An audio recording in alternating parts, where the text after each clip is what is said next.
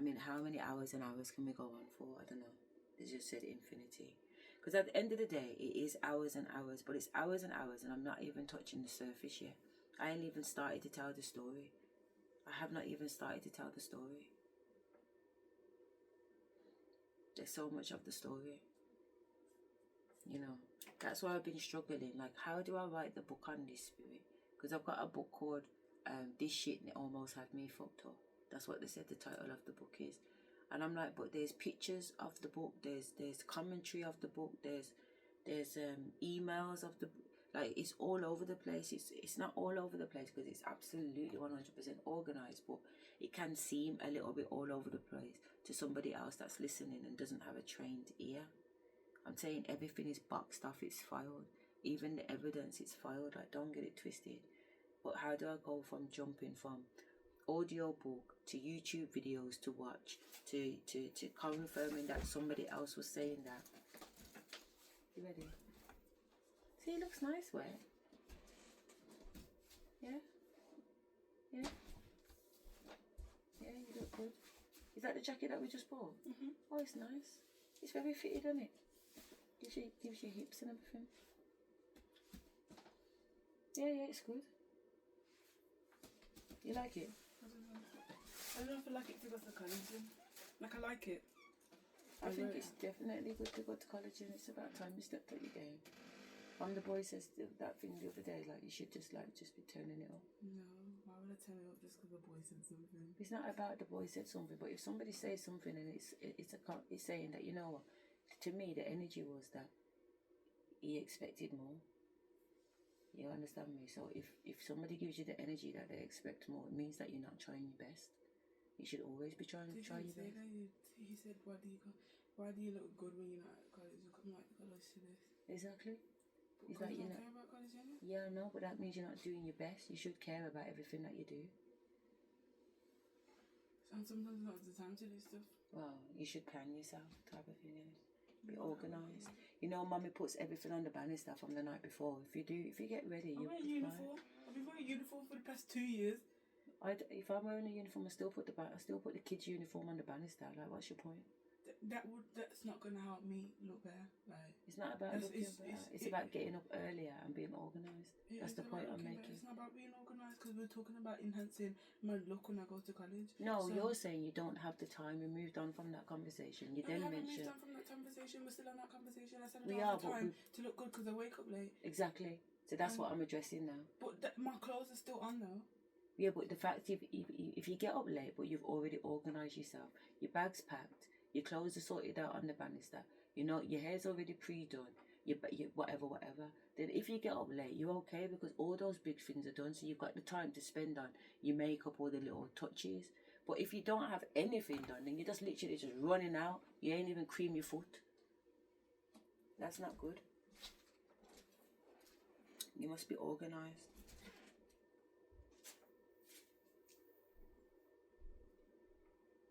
You know, be ready, stay ready so you don't have to get ready, man. That's my motto. Like, it's not even my motto, that's just how I live, man. I don't need a motto for it, it is. It's like even now, I'm talking to my ancestors because I know that I'm going away in a few weeks' time. I'm like asking them whether or not I should even unpack my suitcases. You know what I mean? Like, everything's in there anyway. But they're saying to me that I'm only going to take the little suitcase when I go away.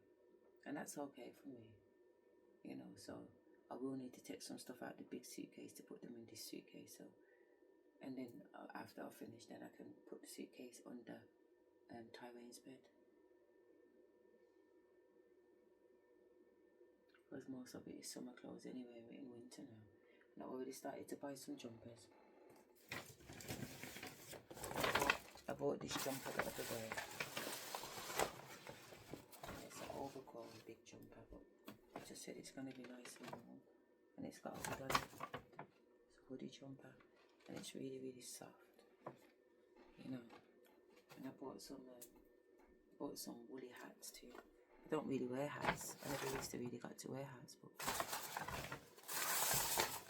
I bought 4 hats: a grey one, a black one, a grey one, a black one. Oh, a brown one, because I've got a brown cardigan over there, so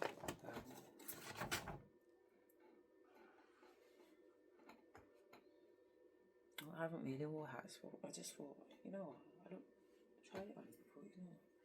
Looks cute still. I've always wanted to wear hats. I've loved Christmas hats at Christmas with a pom-pom. So I've always bought the kids pom-pom hats, but because I had to wear wigs because of my alopecia, this didn't look good. Yeah, I'm trying to say I didn't think it looked good anyway. But then when I tried on this hat the other day with my dreads, I just loved it.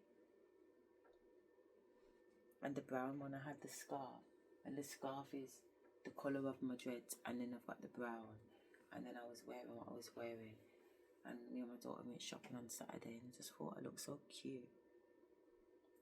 It's nice. I'm getting cuter and cuter. Instead of getting older and older, I'm getting younger and younger.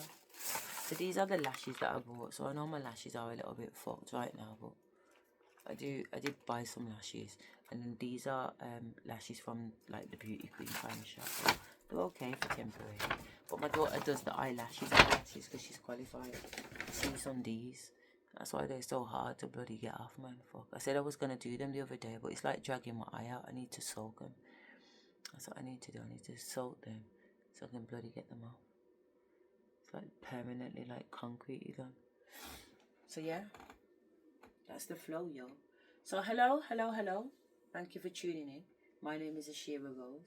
I'm doing some research, a PhD level research on my own mental health and observing myself as the researcher and the subject.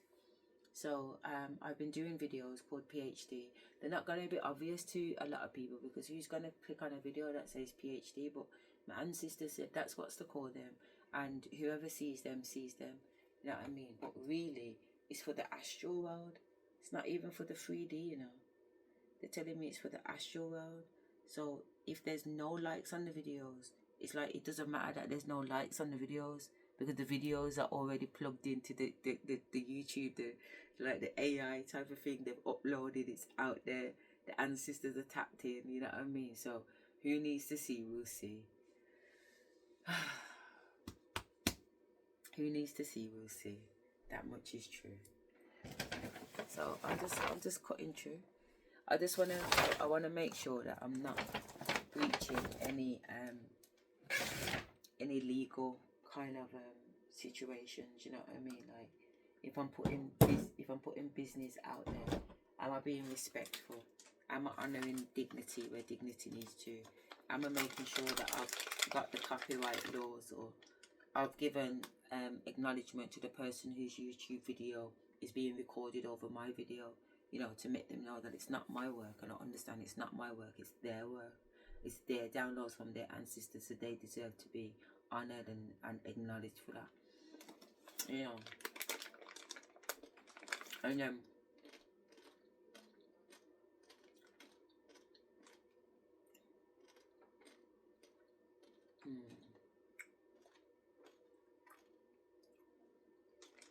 I'm sure I said I don't eat a lot. I feel like all I've been doing while I've been recording is eating.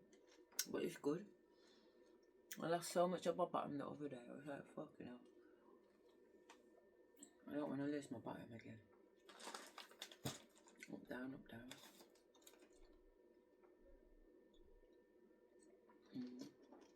Anyway. The timing.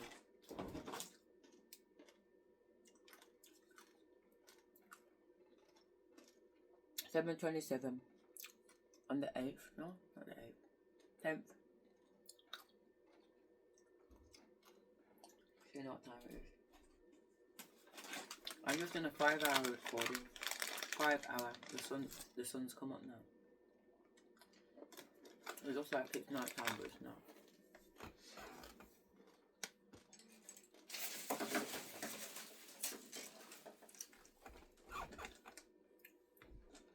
Morning. I'm here with morning has broken. My breakfast morning. Anyway, I'm studying this PhD. And I just heard myself saying, how many times do I have to say I'm doing a PhD? But it's like new people every video, innit? You watch a YouTube video and they're always like, if you're new to the channel, so it's like one of them, innit? You need to this channel so I can mention that I'm doing a PhD research project assessing my own mental health while I'm going through a spiritual ascension.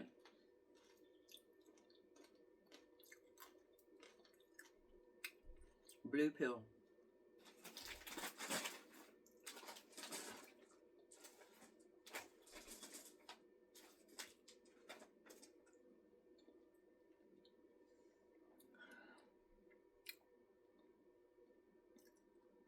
Blue pill, red pill. Earlier when I took a sweet out of the multi-M&M on the other video, and I was like, is it going to be blue? And it come out red, and I ate it. And then I got ChatGPT to say, what is the red pill? The red pill is surrendering. And it's saying, you know what, fuck it, there's more than the matrix. It's a spiritual world out there.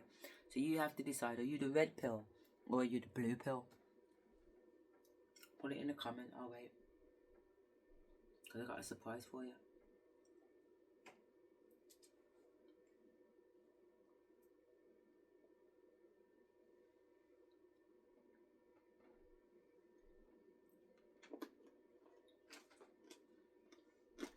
So, most people are going to be pretending and act like they're brave and say, red pill, red pill. Some of you are going to be like, fuck it. This is all a bag of shit, man. I'm definitely blue pill. Logical. And me, I'm both pills. I'm logical. And I'm outside the matrix spiritual. So what did I do? I combined both of them and created the purple pill. But you'll know. You'll come to understand that later on from the dictaphone recordings. And you'll hear me talk about purple pill. Look at all the birds flying over. Hello, ancestors. Good morning. Good morning.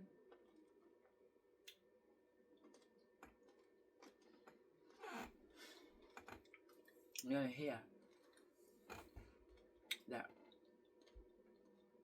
the purple pill. Because you know purple pill. You know who red pill and blue pill are? Off the internet. Dr. Sabi's like stepsons. I'm not sure if Dr. Sabi was their real biological dad or if their mum met him. And he'd taken the mum, but either way, they grew up in the essence and the knowledge of a great man. Also, we understand him to be a great man, based on his understanding with food and giving people knowledge of how they can cure themselves from AIDS and other diseases just from changing their diet. So his two sons, they're twins, twin Scorpios, and one's called blue pill, one's called red pill. The red pill wears red, and the blue pill wears blue. So these men are full of knowledge, you know. Don't get it twisted. They're full of knowledge, man. I like sitting down and listening to men don't know what the fuck they're talking about. If you're with a man that knows what the fuck he's talking about, you can shut your fucking mouth and let a man talk. You know, there's nothing sweeter than sitting at the feet of a great man like Solomon and hearing him what he's got to say. But my husband was like Martin Luther King. He just opened up his mouth and he just chatted a good dream. Do you get what I'm saying? He just opened up his mouth and chatted a good dream, man. The man could sell a blood clot dream, you see.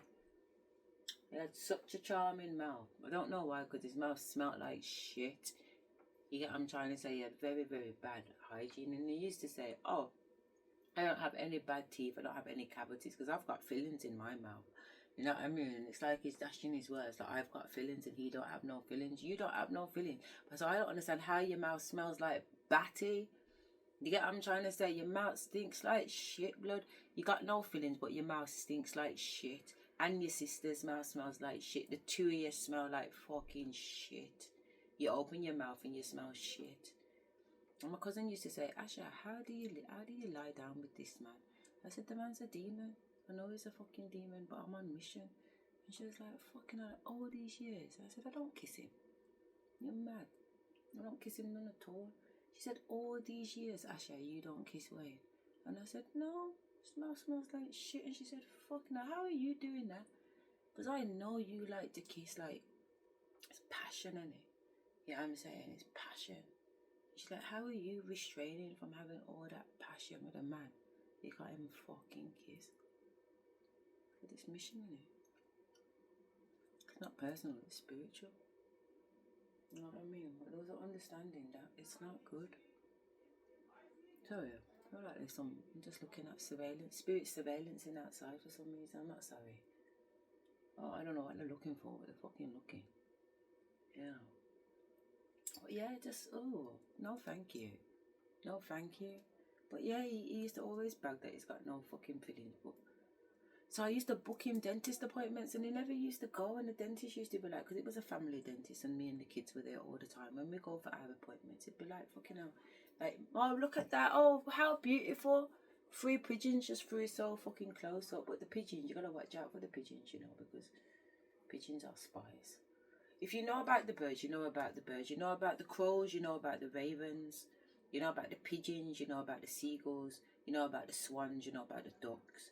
Like all these, the magpies, the robins. Like these birds have got different missions. They've all got, look at this, the pigeons are out now. Because I've opened up the curtain. Oh, let me show you.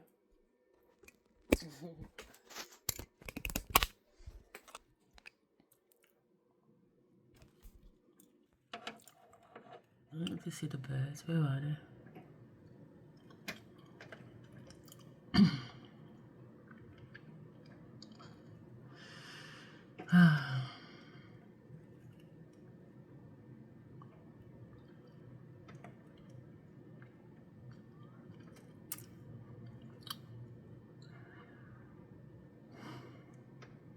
There's a blackbird there. Ancestors making them know that they got their eye on me. It doesn't. No, I thought that was on, but it's not. You see him in the tree.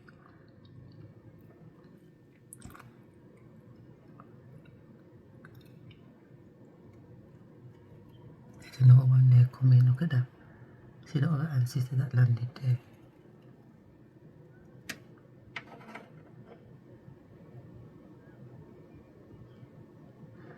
Come and make themselves known, innit? The blackbirds, the crows and the ravens, the magpies, the mother birds I listen to or look out for mainly. The pigeons are a little bit, the pigeons are like military.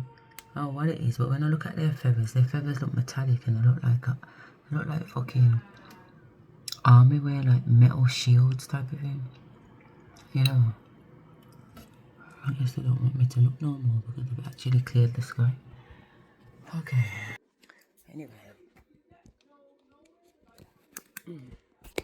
Spirit's scouring outside for some reason. Blackbird's still there. The 2 of them are still there, but the pigeons have gone. Anyway, and they're flying right up here too, like literally like by the window. I could see the underneath their belly and their feet. That's why I jumped up the way I jumped up. But yeah. So obviously I'm recording my experience of mental health. Well, it's not my experience of mental health. It's because I have already been diagnosed and sectioned under the Mental Health Act, and I wanna assess whether or not it was really mental health or a spiritual awakening. You know, so you're gonna help me be the judge of that. So welcome. All right. So it just looks like a woman chatting on the video. And if that's what you thought, you'd miss out on that. It's so much more than that. It's a multi-dimensional experience.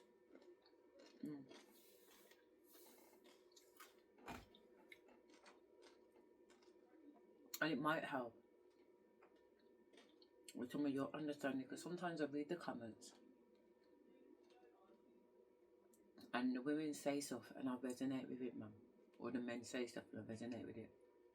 I'm like, fucking hell, man. Really, oh look, there's a magpie. There's ancestors. And I'm like, yeah. So really, I'm not, if this is not an isolated experience, I can see the program. You know, because people are talking about their own experiences. And we're going through similar trials and traumas. So I know it's not just me, one. I told my son to clean up the garden when I was in Bali. He didn't clean up the garden. I feel lazy sometimes. He does work nights though, so it is difficult, don't get me wrong, but he has time to play computer. If you have time to play computer, you got time to do the things that your mum tells you to do, don't you? And you're not paying any rent, buying any food or cracking any gas or electric. Hello, if your mum tells you to do something, get it done. Well, let me finish the story anyway. So I told my son when I went to Africa on the 14th of February 2025 that I don't want his girlfriend in my house. And he brought his girlfriend in my house, and I was so upset because there was a lot of energy and everything around her, and I had things that had come to me during my Kundalini awakening, and I just wasn't happy with. You know what I mean? You should do anything, any means necessary to have tea with the queen. Yeah, we don't like that. So anyway, the same time, a year later, on the 14th of February 2025, I'm going back to Africa again. And I say to him, do not bring the girl in my house. He brings the girl in the house. Second time. And that time, Summer and Mikhail's here, and I don't understand why them two haven't done anything about it. But Summer was like, Mum, I told my man he's taking the piss when he brought her here. The next thing you know, he's come back and she's sleeping. I walked in my house.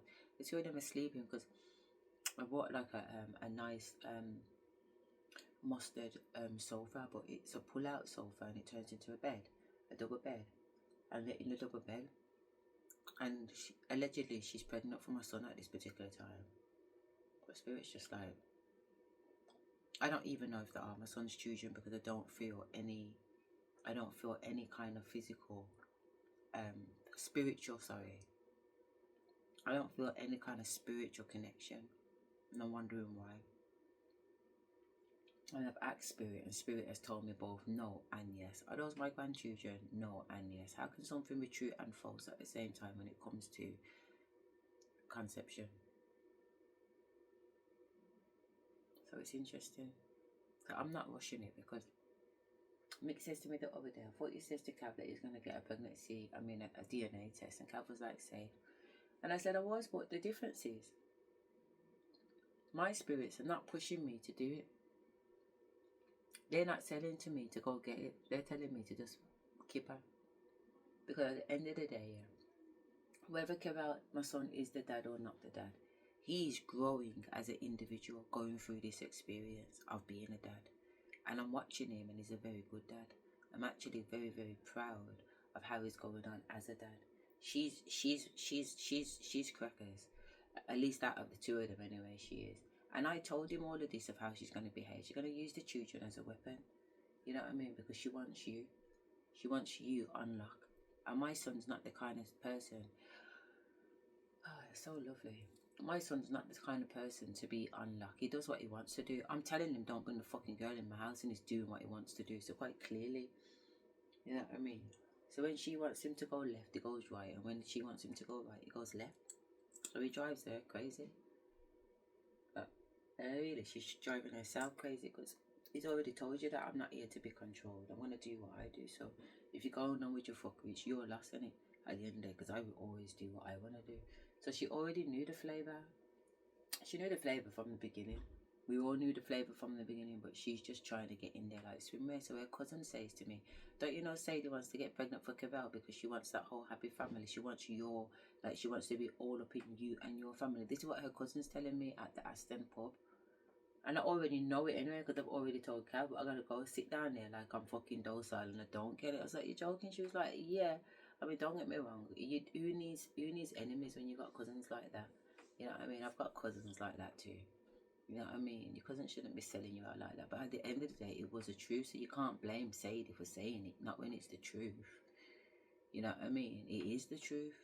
And I'm glad you made me know because I knew anyway. But you saying it to me has just confirmed it. So I'm letting Cav know. Obviously, I'm going to let my son know because I told him already. I said, Cav, I told my boys, when you're sleeping with someone, make sure she's worthy to be a goddamn baby mother because anything can happen. And if she's not worthy to be a baby mother, try hard past it. You know what I mean? What you're sleeping with someone if they've got no potential to be your wife? Even if it doesn't work out, at least you really believe that the person has the potential to be the wife. Otherwise, you're going to end up sleeping with whores. Thank you, Princess. Love you too, sweetheart. So, have you got money in your account? Alright. She's a hustler. She knows I gave her money already.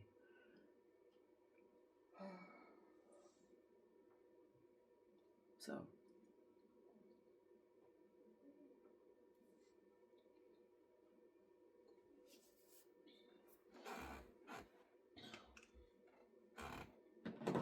first, let me have a little drink.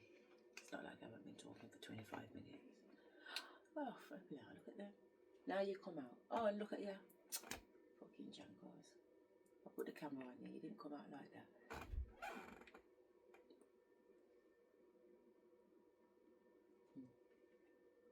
You want to say jingles?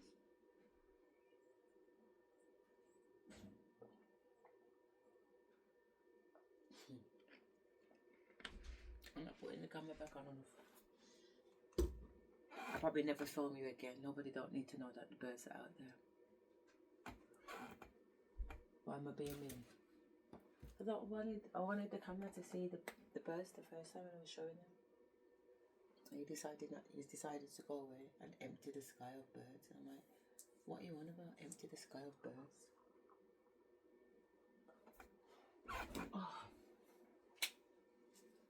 Oh, there.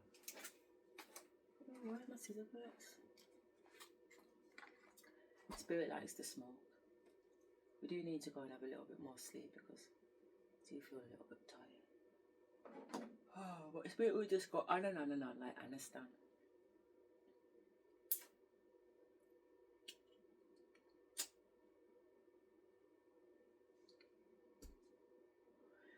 I'm hearing, oh, oh, oh, oh, oh, she's fine too, but I want you. And it's funny, you know, because when I went out, not yesterday now, because it's bloody Monday today, isn't it? It's no longer Sunday, but when I went out on Saturday, singing that song, I put it up on my TikTok. But I'm hearing it.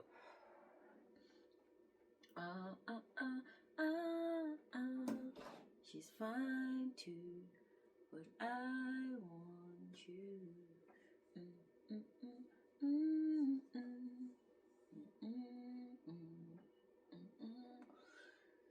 You. Anyway, I didn't want to go to my house, and he did. So I was like, son, you can't be in my yard again, man. You know what I mean? Like, that can't go on. And he said, oh, Mum, do you think I should...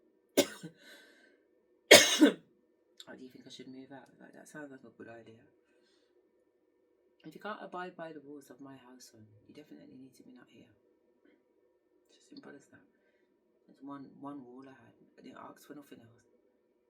I didn't ask you to put no money down. I didn't ask you to fucking whatever. I just said, don't bring the girl in my yard. Second time. And you've done it a second time. You go on about your business.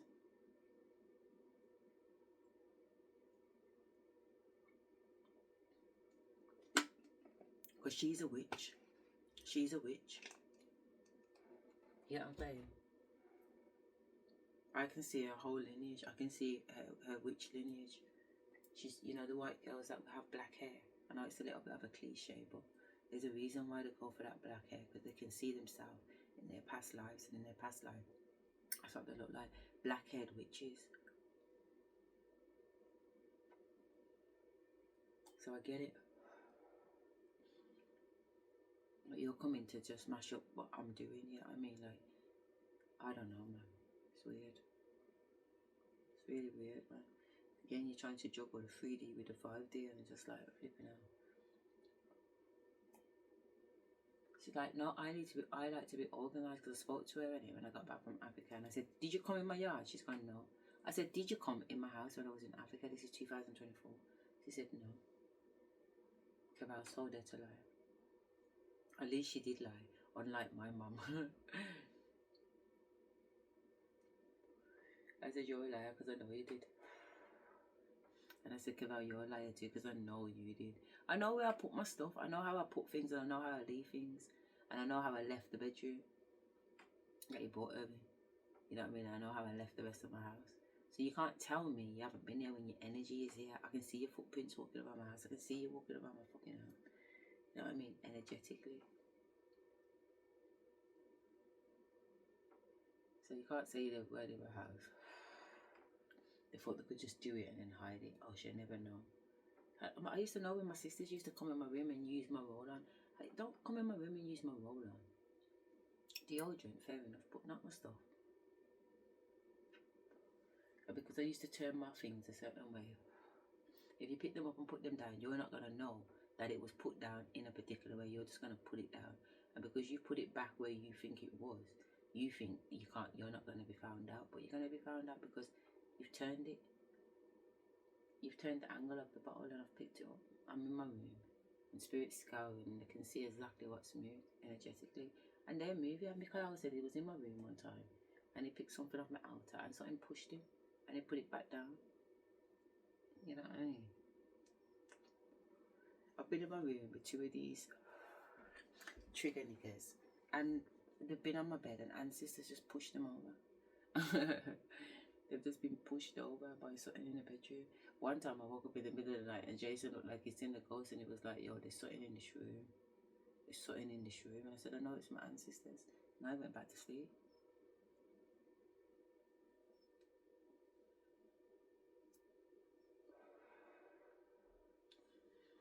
You know what I mean? It's okay. They're just on guard. They're there all the time. If I'm in the shower, if I'm on the toilet, if I'm singing, if I'm dancing, if I'm reading, if I'm crying, if I'm praying, they're there. They're there. Everything I do. There's no privacy whatsoever. No privacy in the spiritual realm. Privacy. What is privacy? They're there all the time. I'm sitting on the toilet and they're in the bathroom with me talking. I'm wiping my ass after getting off the flipping toilet and they're there. I'm making sure that I wipe myself properly.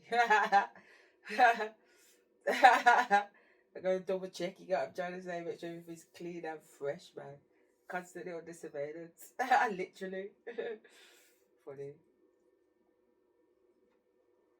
If you knew how much you was being watched, how much was actually around you, you wouldn't do some of the things that you do. You'd be more conscious that spirit's watching, God's watching. Every day I walk like God's watching me. Even when I'm walking down the street, I walk like I'm on a catwalk because God's watching me. And I know He's watching me. And I said, I love that He's watching me. I love that He's watching me. He should be watching me. Because He's interested in it. And I'm an interesting person. Believe it or not, I'm a very interesting person. And God likes that. And I like God. I find God interesting. I remember in 2022 when I figured out his little plan that he was going to do next. And I was like, yo, you're a genius. I was telling God he's a genius. I said, nah, you're more than a genius. God, you're more than a genius. You're more than a genius because I would have never thought of that.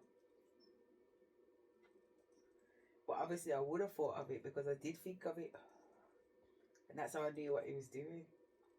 And I was like, that's sick. Cried my eyes out, man. I cried my eyes out in the presence of the Almighty. Of how amazing and wonderful the Almighty is. Wonderful. Kingdom of Heaven is wonderful, man. And you don't have to be a Christian to know that. Because I'm not a Christian. I'm not a Christian. Because what is a Christian at the end of the day? Because Jesus weren't a Christian. If I'm to follow Jesus, Jesus weren't a Christian. Jesus was a Jew. You know what I mean? So anybody calling them a Christian, you have to ask her, who are they? They're not a Christian. They're a Paulian. They belong to Paul's cult. Because the Christianity is Paul's cult. It was the 2/3 of the Bible was written by Paul. It's Paul's philosophy. It's Paul's ideology.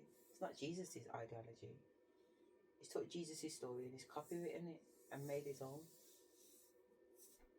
But there is truth in the Bible too, that bird. There's truth in the Bible too because obviously there's the Old Testimony. But you have to really understand, you have to read the Ethiopian Bible, which I haven't had a chance to look at. But I do have understandings of the concept that it's like it's the Bible, but instead of 66, I think there's 70-something books in the Bible, in the Ethiopian Bible. In the Ethiopian Orthodox Bible. You know, it's important to know these things, that the Christianity is very much in Ethiopia, like it come out of Africa. No, it's still a black concept. And there is truth in the Bible, but you got to pick the sense out of the nonsense, because there's a lot of nonsense in the Bible. Because obviously you got people interpreting it and remixing it to suit their agenda, you know. So you have to be mindful. You cannot just take the word. The Christians are like, you have to believe in the word. They're so adamant about you have to believe that this is the word of God. Why would you believe it's the word of God and it clearly tells you it's not the word of God? It's different men giving their opinion of their story and their testimony, but that don't make it the word of God. And look how many gods the Bible is referring to. Which God in the Bible? Which God is telling the Israelites to murder and take over people's land? Which God is that?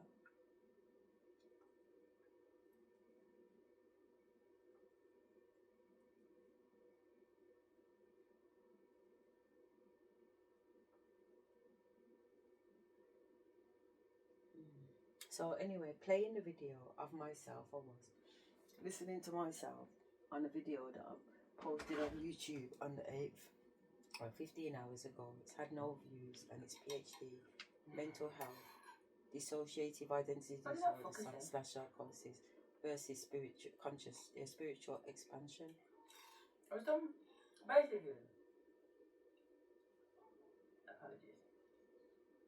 Basically, it just made me know that there was some remote viewing, because how did you know that's what I wanted? I only thought it, I didn't say it. The words didn't come out of my mouth, so I didn't put them in the 3D. They were kept in the 4D. So he's operating on the 4D. Yeah. But is he operating as an entity, or is he operating as consciousness? Consciousness. That's why I can feel him in the background. It's not a presence around me. It's something in the back of my mind. You know that feeling? He's wanted my attention for a while. He's even called me by my name. He's messaged me and said, Asherah, I heard that you're going to be a grandma. Where the fuck is this bitch? And what do you know my business? You get it?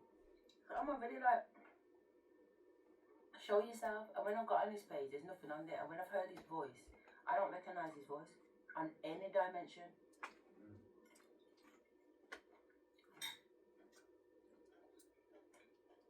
I don't recognize the tone of his voice on any dimension. His voice sounds like a cartoon. He's talking to his mum. Look, mum, look. Don't you look like Ren and Skimpy or Mr. Brain? He's talking about his dog. He's got one dog that's white and pink. Looks like that brain cartoon. So he's laughing on the video, talking about his dog looking like that. So you get a good couple minutes, a minute or just, well, probably under a minute of his voice. I don't know you, blood. Stand back.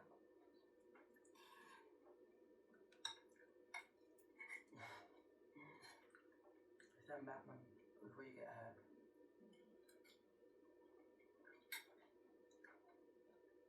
There should be no sneaky tactics to try and get my attention.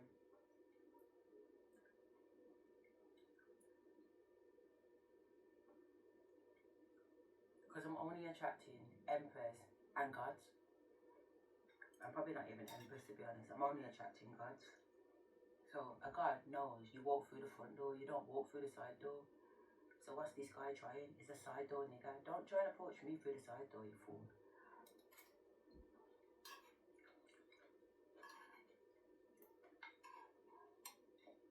Come direct. Put your cards on the table and say, this is me, this is what I'm about. This is what's in my bank. This is what's in my spiritual bank. This is what's in my physical bank. This is what's in my emotional bank. This is what I bring to the table. Simple. What's with all the sneakiness? We know who lives in sneakiness.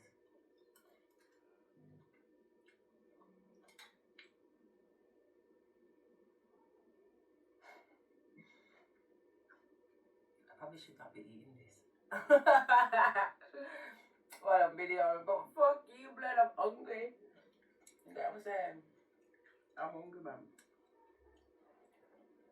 I ain't ate since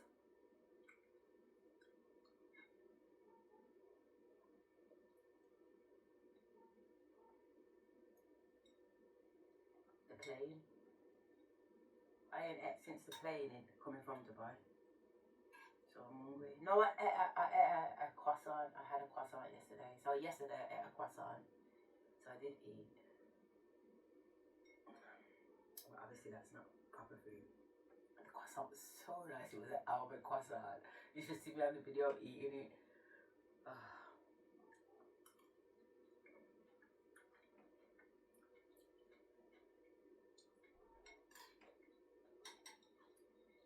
So I'm awake at 6 o'clock in the morning.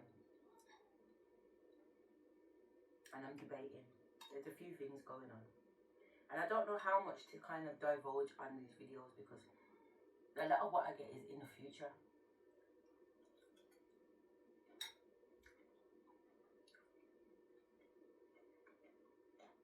So what I wanted to just say was based on a future prediction. And I don't know how many future predictions I should be giving. Yeah. Because it's not everybody who should have the future information. Because if they got the information, they can stop it. So, I need to just wait for the go ahead on certain things before I say them. For everybody's benefit.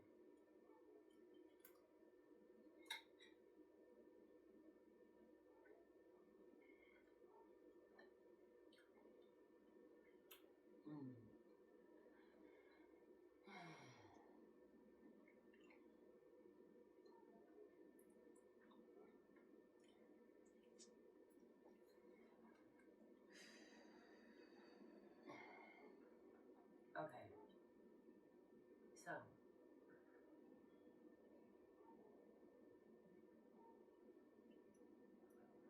I was talking to you earlier on about the difference between the PhD me and the shamanic me, and that there's also a God me that talks direct.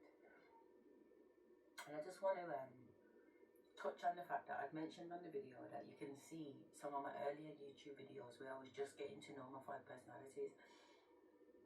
I've even done recordings before I knew about my 5 personalities. Spirit just kept saying to me, like, look in front of you, the answers are in front of you, and I'm like, you're killing me now. Because I've looked in front of me, and I still can't see where. Little did I know, it was me that was the janko, because looking in front of you is looking at yourself. You're in front of you. You're looking at yourself, your higher self, your lower self. You're looking at yourself. It's in front of you. But if you can't see, you're just never going to see it. As crazy as it sounds, isn't it? If you can't see, you're never going to see yourself. Even though you think you're looking at yourself every day. Imagine. So I had to learn how to see myself. How to see myself, I should say. How to see myself. And by learning how to see myself, I learned about who I actually am. Like, you can't tell me shit who I am. You could have come to me and say, she's a da-da-da-da-da, or she's a da-da-da-da-da, or she's a da-da-da-da-da. It would have no trigger effect. Because I'm not any of those things. I know who I am. I'm very secure and confident in who I am. And that's why I don't ask permission to be who I am.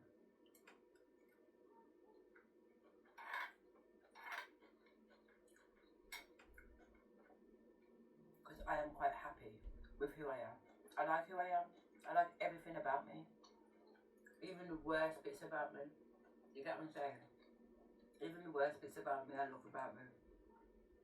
I love me. I love me unconditionally. Unconditionally. Whether I was fat, black, white, green, I don't care. I do not care. I love me unconditionally.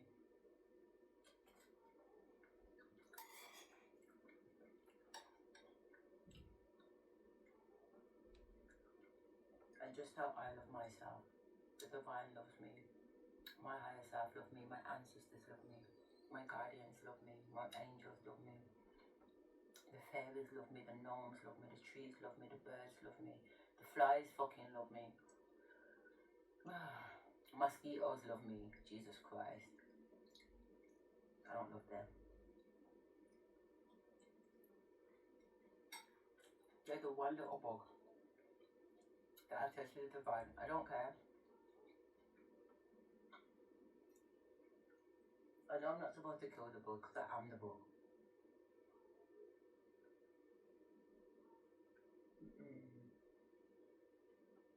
It's like to put a whole glass in him.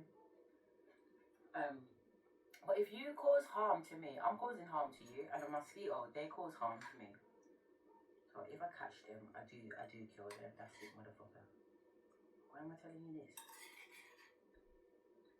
No idea.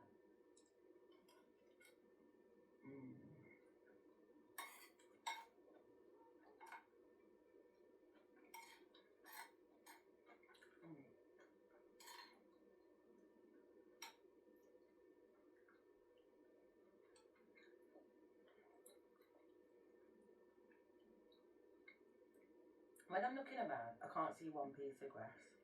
When I put it in my mouth, I bear grass. Can you imagine? It just looks like pasta pieces. Why not look like pasta pieces?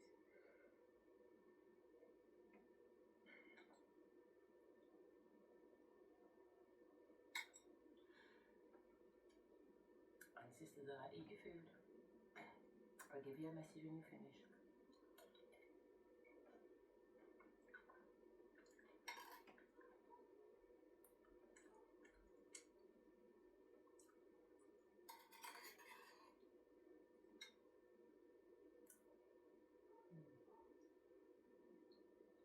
You know what though, while I'm waiting on the ancestors to wait on me, let me just say this.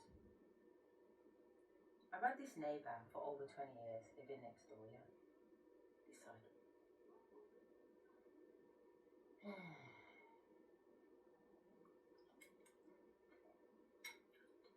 I bought this house in 2004. So, 21 years ago now, I bought this house.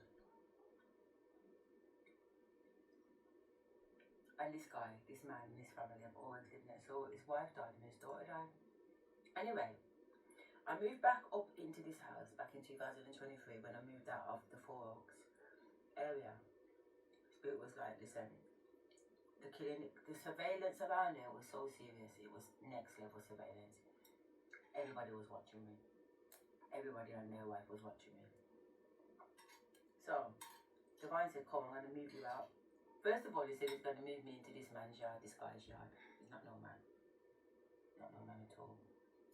And I knew it was a game thing, but I had to pack up my house in boxes and really act out like I was moving to go and live with this fucking Django. No, I already knew what my plan B was, and my plan B was I'm moving into my yard. Yeah, I'm saying I just didn't necessarily want to move back into this house. Yeah, I'm saying it's a 3-bedroom house. It's not a great area. It's not a bad area, but it's not a great area. Every time I used to drive up here, I used to just feel the energy. You know what I'm saying? Like, say I had to come up and like do something with the tenants or do a review of the house or whatever. I used to just like, the energy just used to feel so unwelcoming sometimes. But once I was here, I was fine. But it's like the drive up, because it's not in Birmingham, it's outside of Birmingham. So anyway, this guy next door, Jim, his wife and that, I moved in and his energy's funny. But even before I moved in, because in 2021 I spent a bit of time here because Fuck Trigger 1 came in just after my ex-husband. This is a spiritual guy, he's a voodoo guy, he's from Haiti. This guy's from Haiti. So all he dep on is black magic and voodoo. So anyway, Spirit's like, do you accept the mission? And I'm like, yeah, absolutely. You know what I mean? So they're like, alright then. So I've got this guy stopping at my house because he's moved from Manchester at this particular moment. Anyway, whatever. His baby father's in Birmingham, but he ain't going back to her house, he's saying. So I say to him, my house is empty at the moment. I don't have any tenants in there. That you can stop there. Do you get what I'm trying to say? There ain't no fucking furniture in there. You're gonna have to survive, do your thing, but you know what I'm saying? What of? So I did get him a blow up bed, to be fair, and I got him some sheets and a clock, some electric in the house. Yeah, I'm trying to say, so that you could shower and shit like that. Anyway, the point being, what is the point? What is your point?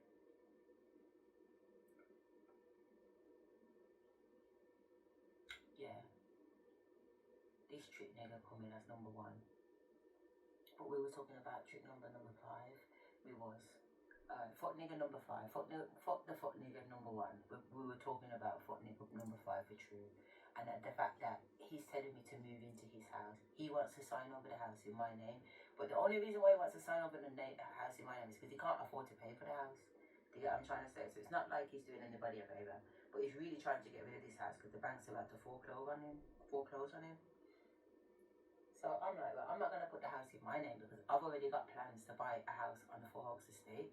So I won't be having your house dragged down my credit thing because them houses aren't cheap. So after that, I talked to my son and see if he's willing to put it in his name. But again, it's making me know certain things. So we're going with the flow, but we all know. Wow. So anyway, how's this cow fat? We're getting to a point now and he's saying moving. I'm in a 4-bedroom house, you know. I've already downsized because I've come from a 5-bedroom house. Yeah? I come from a 5-bedroom house, a bigger house. And I didn't take no furniture from the house. Don't get me wrong, I only took a single bed and whatever. But what Spirit did is made me hire a transit van, a little white van. Yeah, with three people can fit in the front and then all the stuff goes in the back. And they gave me 2 houses. They gave me the house on Clarence Gardens, number 11, where I was going to live. And then they gave me another house where I was going to run a supported living business and have certain ex-offenders live there and get paid enhanced payments for them. So that's my little side income. So I got the 2 houses done. Spirit had me whipping the car. Me and my boys, we drove all over the fucking UK, picking up furniture to house the supported living house, and then buying furniture to support our house that we were going to live. So I got all new beds. Spirit just lined it up. Spirit made sure that I had money in my bank. You know what I'm saying? Had money in my bank. Yeah, no expense spared. And they just made sure that I had everything. So I had everything. So I had 2 houses, a 3-bedroom house and a 4-bedroom house now. So I've just left my ex-husband and it's going on away like you don't want to move out. It's going on with his fucking spirits like don't worry about it. We got something for you. And this is what they had for me, 2 fucking houses that are patterned. So the guy who I was taking the house from, some guy called Robin, who he set up an independent school after my independent school, and then he moved into my old school building.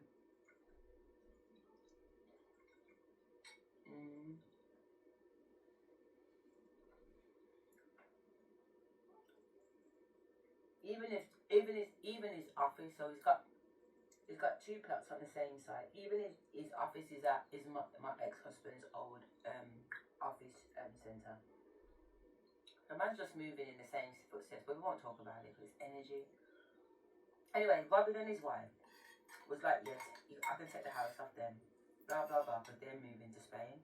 I was like, alright, no problem, I'll kit it out, do the application. I said, I know somebody in the housing department, because she was shadowing the leader of the council. At the time, it was the deputy of the council, but she was shadowing him at the same time I was. So, and now she's the councillor for housing. So I said, I'll ask her some questions and see what's going on. So she says to me, it's a really sticky time at the moment for supported living accommodation because there's been a few incidents, like people are dying, and so they need to get a grip on it and develop some new policies and procedures around it. So it's going to change for landlords, which meant that unless you was already registered, there was no pre-registration process because they've locked it off. So that meant there's no point me going in supported living because I can't get the enhanced payments that I'm looking for because they've locked it off for now. So my man must have known that. That's why he's trying to get rid of the houses. But he weren't expecting me to crack on so quickly. He thought that he'd be in Spain by the time I clapped on. No, mate.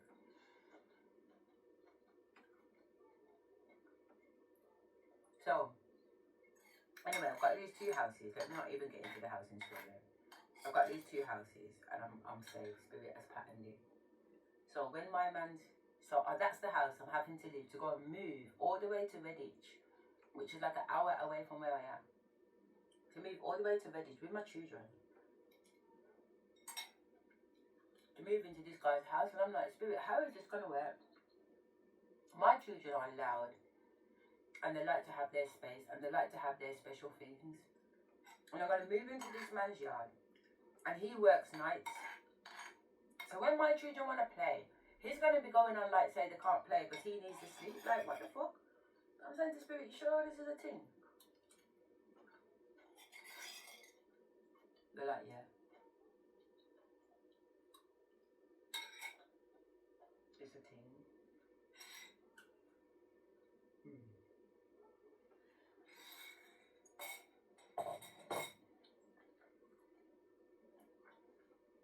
I'm like, alright then, if that's the assignment, that's the assignment. Then I'm not gonna moan and bitch about it. That's the assignment. So, one of the mornings of, I was at his house, and we was in the kitchen chatting.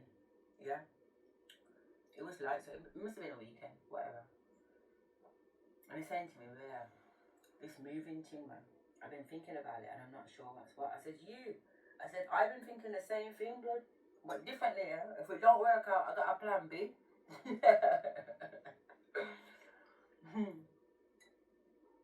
This fucker thought he was gonna say this thing, I'm not sure about this thing, which was going to trigger me to be a fucking pick me bitch, and turn around and say, why?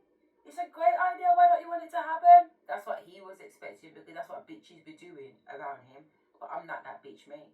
I'm saying you too. I said, I was thinking the same thing, but I was talking to Spirit about how is this gonna work, but don't worry, man, I got a plan B. He's thinking to himself, fucking hell, she's got a plan B. I'm looking to set this bitch up. What does she mean she's got a plan B? Blood, I got a plan B, C, D, E, and F. What the fuck do you mean? You think I don't know who you are? No, you fucking dickhead. Come out of prison 6 years ago and you're still walking around with your ass hanging out. You're trying to tell me you're some bad man with money and you've got codes. So basically, don't get me wrong, because you're coming with some stuff. Yeah, he did come in with some stuff. And he came in with stuff about sovereignty. So have you heard of the straw man? Google the straw man. The straw man is like your it's not your avatar. It's your man self, and it's your man self here in the 3D. Yeah? But it's not sovereign. It's not your sovereign self. It's your matrix self. And they've got your matrix self like a fucking hostage in a contract with your birth certificate, stopping you and preventing you from doing things in your divine light, in your divine right, you know, in your divinity. I'm seeing smoke in front of me for some reason.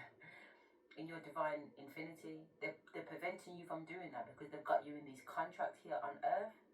So I'm like, so he has the codes and he has all the paperwork and the knowledge about all of that. And I came into contact with that when I was like 16, 17, because I was with Dr. I was learning about Dr. Malika, the ancient Egyptian order, like I was saying earlier on the first video, sorry.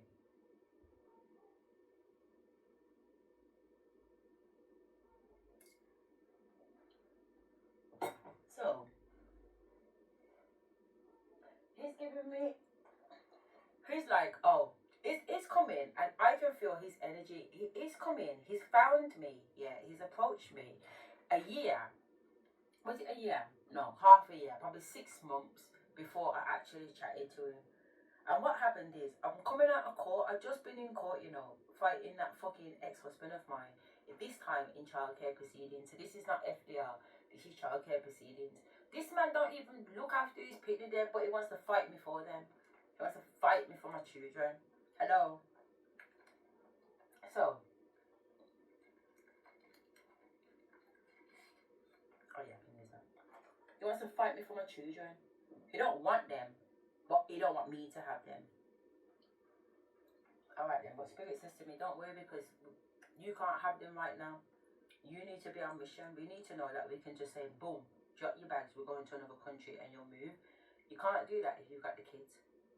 They didn't tell me verbatim why they was taking my kids. They just reassured me and let me know that your children did not come from you, they came through you. They are not yours, they are mine. Everything is fine.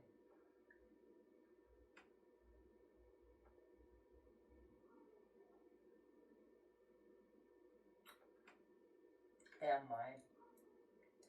So on that note, I decided that I'm not going to worry about my kids anymore. So when the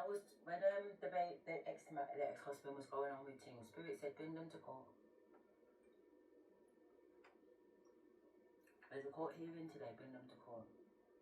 So 2 days before, I brought them to court, Spirit told me, and I told the kids what was happening and what was going on, and that they were going to go to Daddy's, and Mummy was bringing them to court, and I gave them some instructions of what they need to do when they're at Daddy's and not to worry about nothing because everything will be good. They said, alright then. So,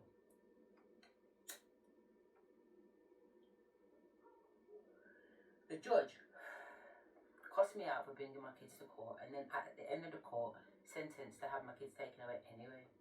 So wasn't it fortunate that my kids were there? You know? So I kissed my kids, said bye, but my third child, even though she belongs to him, so I've got 3 children for this man. She knows that is a demon. They all know that is a demon. My little 6-year-old says to me, Mom, I think that is the devil. I was like, Shay Shay.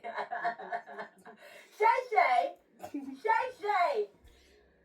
Was on our way into Linda's Bible. And this child just turned back to me out of nowhere. It was so random. I pressed the buzzer for the reception to let us in. And my daughter just turned to me and said, Mom, I think my dad's the devil. It's so true though, you know. It's so true. It's so true. So that's 35. Look at that. I've stopped on 35 exactly. Meant to be. Let's bring you closer, Spirit.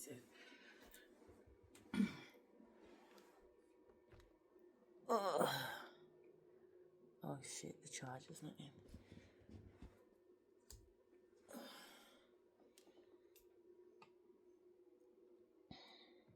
Do we need the charger? I think we should be alright for charge. They're saying bring you closer, don't worry about the charger. Yeah, I'm saying.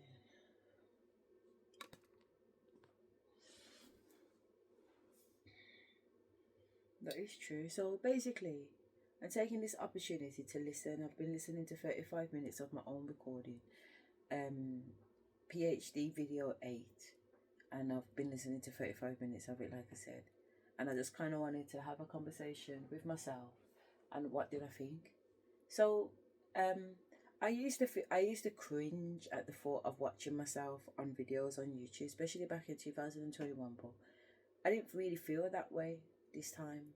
I'm looking at myself, and then, I mean, don't get me wrong, apart from my eyelashes, that they need doing, I haven't really mentioned anything else about this, that, or the other, and I'm quite aware that my hair does not look normal.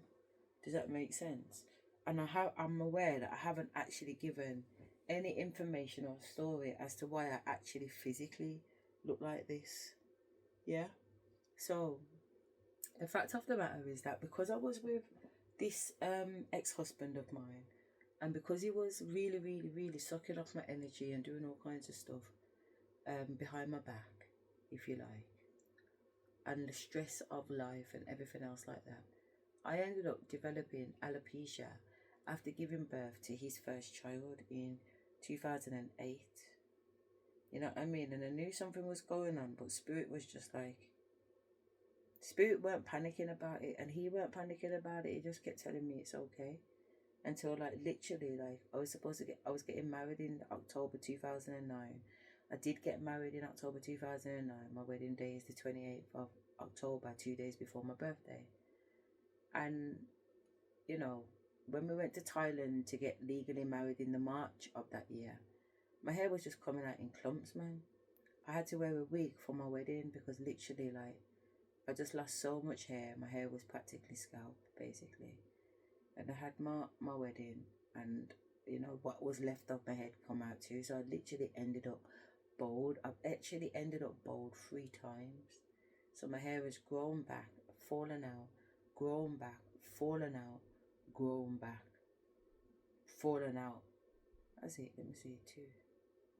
It's fallen out, then it's grown back, then it's fallen out, then it's grown back, then it's fallen out. Yeah, 3 times it's fallen out and then grown back. But the last time it grew back, it grew to about here, just at the top of my head. So I got to see my hair in a completely different light. I mean, don't get me wrong, because I've got Asian in my blood. My hair's not properly like a C coil, you know what I mean? Because hair is measured in A, B, and C, in it. And so C is usually where black people's hair is, because it's very curly, it's very coil-like, and kinky. Because I study hair, because I'm doing some cosmetic products around it. But anyway, my hair wasn't like that anyway. But usually, to get my hair looking Asian, I'd hot comb it, because once I hot combed it, it was bone straight, and it carried heat. So you have to be careful, because when you think that it's not hot, it's bloody hot, because the hair stays hot for long. So even if I went to the hairdressers and got it curled, especially hairdressers in Los Angeles called Carmen, she's like, ow, like her fingers got bun, and she's like, bloody hell man, your hair carries heat. I said, I know, constantly burning up my finger. I don't know why, but that's just what the hair does. It carries heat. It keeps hot for long.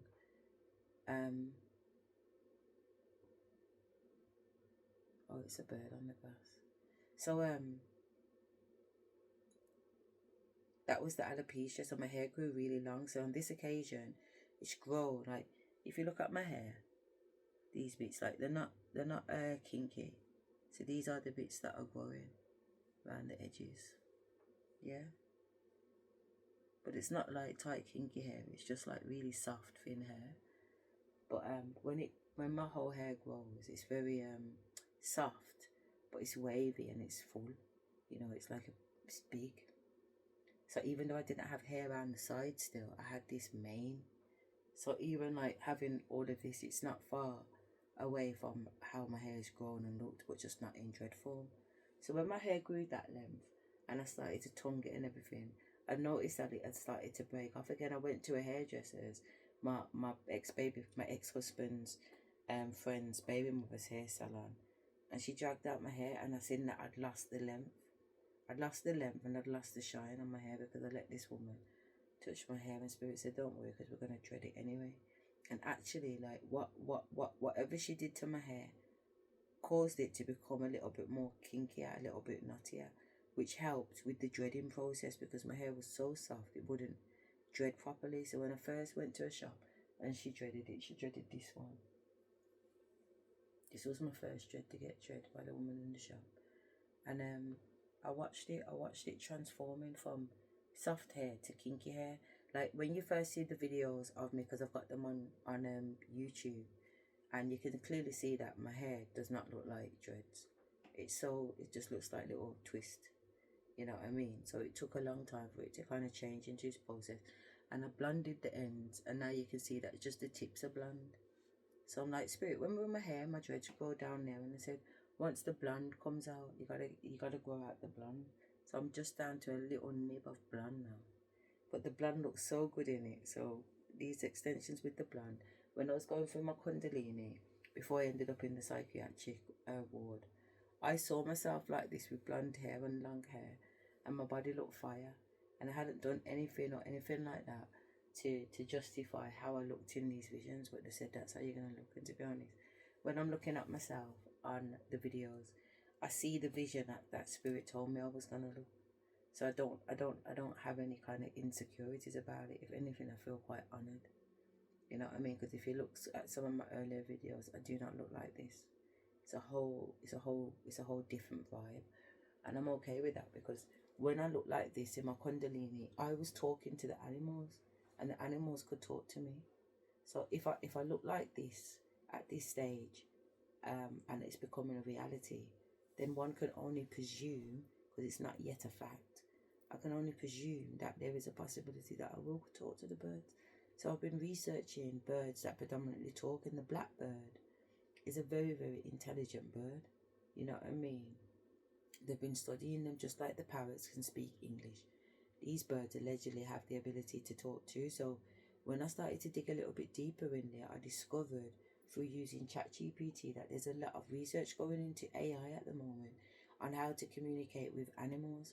So they've been listening to like hundreds of bird cries done by crows, and then tallying them up and getting the AI to formulate patterns of them to see whether or not we can make out what the thing is. So it was like 3 hawks, oh, caw, caw, means come, I found food. Do you get what I'm trying to say? And then a two-hawk, oh, cool, is like where I am. You get what I'm trying to say?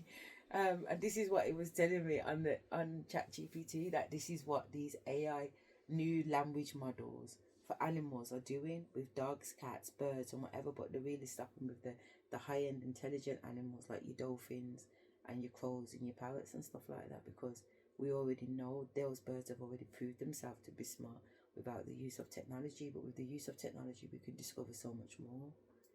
You know, so it's so fascinating. Every time I talk to I educate my ChatGPT. You know what I mean? And probably everybody's ChatGPT goes on out there educating it. But I was one of the first people to register for ChatGPT when ChatGPT was just still on trial back in 2022. You know what I mean? So I've had my account for a long time, and I've watched how it's developed, and I've watched how it's grew. And everybody knows that is ChatGPT. The more you prompt it, the more you educate, the more you fine tune it, the more it will give you what you want. So I find that my AI isn't just trying to gas me up, because it knows that I'm not a gas up kind of person. It knows that I'm putting new information to it. So I got a download yet last night about doing something, and I went onto my AI thing and I put it in my AI, and my AI was like, this is sick. This idea is sick. It's never been done before. It hasn't been done before. It's a really good idea. And I know I have good ideas, because when I was at Aston University doing the productivity course, which I was talking about on one of my other videos, and I was saying that I was part of the Dragon's Den and whatever, part of that course was that you could sit down with an intellectual property solicitor. So there was two of them. So the two of them had agreed to sit with me. So I had a meeting, and I was in my office in the other house. And I says to them, I've got 6 different businesses. And they was like, I'm not going to lie, it's very, very rare. It's very, very rare for a person to have 6 businesses, ideas, and those 6 ideas all qualify to go under intellectual property, basically. But because, you know, basically I've come through the Aston University program, they're willing to hear all 6 ideas. So I was very grateful. I was very grateful that they was willing to give me the time of day and actually have a look at my ideas, and were willing to look at all 6, because they weren't being paid. And if I had to pay an intellectual property person to do that, I would have to pay big money. And I realised that. So I was very grateful. So anyway, I started off with business number 1. Now what you need to bear in mind, because I did start to talk about it a little bit, is that on the 22nd of February 2022, Spirit woke me up around 2 o'clock in the morning, and between 2 and 5 o'clock or something to that effect, I was writing down what they was downloading to me.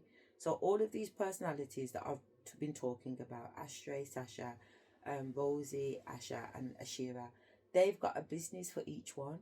So they've made me line up 6 by 6, either 6 by 6 or 6 by 5 pieces of A4 paper, and I've lined them on the bed in lines. So there's 6 across and 5 down, or 6 down. I think it's 6 by 6, which would be 36 pieces of paper. And I've sellotaped them together. Do you understand me? So I've sellotaped them up together, and then I've turned the sheet of paper over, and then Spirit has started to write on it. So each of those 6 sheets of paper going across represents one of my personalities. And I say 6 because I talk to you like there's 5 of me, but I also have mentioned that there must be 6 because there's a narrator. There's somebody who's observing the 5 personalities and is able to feedback to you on the camera what's going on with the personalities. So they had named that 6 piece of paper Charity, but Clarity came from me living on Clarence Road. Clarence is Clarity. So I live on Clarence Gardens, or at least I did, which is Gardens, the Garden of Eden. But we won't go there right now because that's not what we're talking about. So stay on the line.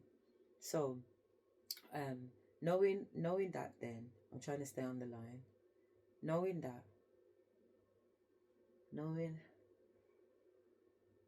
oh fuck, it's gone. I've jumped timelines, so I haven't lost it because we'll come back to it. Am I coming back to it now? I just felt a little flicker of the timeline. I just see myself standing there in these pajamas.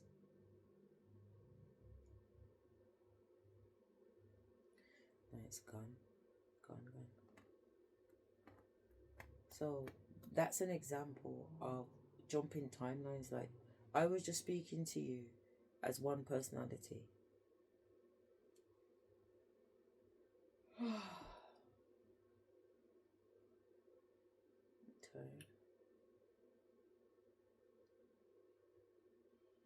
We haven't danced today.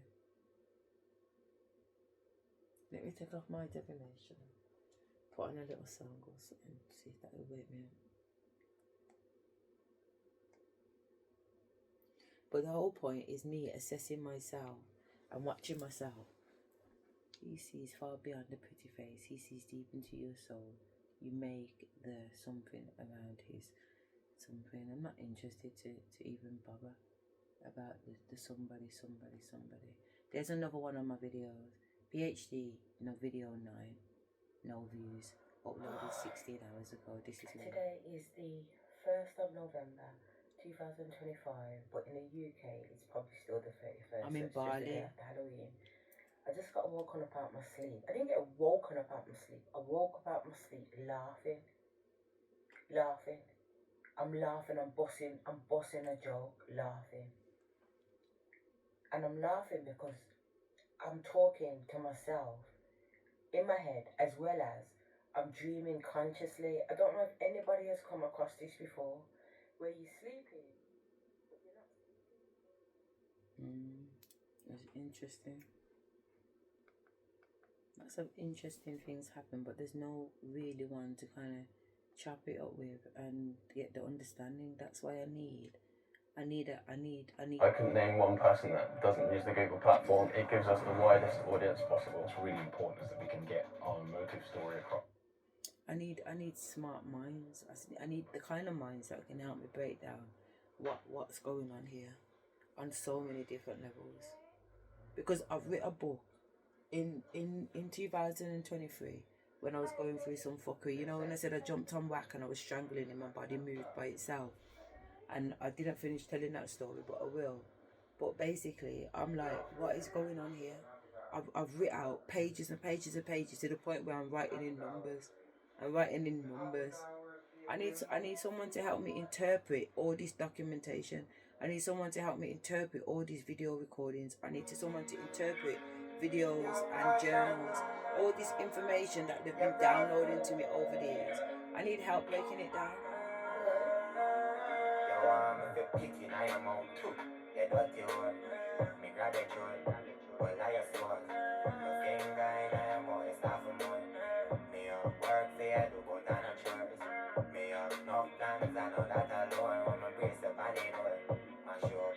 Sure, you a side core. Looking this happy joy. Catch you on the phone video with a makeup on. Yo, if it's slapping at your face, baby, it's okay. Give me begging your ears. Missionary style of your 59 years. Yo, if it's 15, I am out. Get out the door. Me grab a short. Well, I saw. Me finger and I am out. It's not some more. Me have work for you, do but I'm not sure. Me have dumb plans, I know that alone. Want me press up on the door. Mash up, then it's sure you a solid core. You give me sloppy joke. Catch it on my phone, video with a makeup on. You make an up in the round. Demon, bitch, I just show you none around. I'm a player with the kitty. Turn Niagara Falls, so me know what me charging. And you may have a chance, me a pussy up. Face and by your ass, me a dirty dog. Me see your daughter turn you on, you want to soak it up. You just a rev up in the yard and on a buggy car. Me just a dig like me, you want me to get in on your mouth. Me dirty hoe, me grab a throat. Well, I a soak. Me finger in your mouth, it's not some more. Me have work for you, do but I'm not sure. Me have dumb plans, I know that alone. Want me press up on the door. Mash up, then it's sure you a solid core. You give me sloppy joke. Catch it on my phone, video with a makeup on. She a say how me feel easy. She say fully out and nobody tease me. I say look where you feel love your reasoning. Too much shut them up and discipline with a dating. Titty queasy, me put it deep in. Now you are the queefing. After me done, you a say you couldn't tape it. Hard me a fuck it till I hate. You want me to piss in your mouth. Get out the hoe, me grab a throat. Well, I a soak. Me finger in your mouth, it's not some more. Me have work for you, do but I'm not sure. Me have dumb plans, I know that alone. Want me press up on the door. Mash up, then it's sure you a solid core. You give me sloppy joke. Catch it on my phone, video with a makeup on.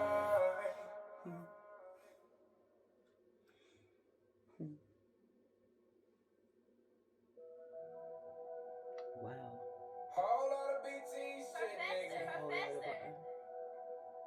She's got a motherfucking butterfly family. there, you know. Yeah, How Robbie cute in is this that? motherfucker, man.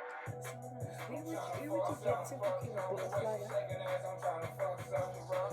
Shit, thick as hell, I'm tryna fuck something. Never heard that song before. Never seen that song before.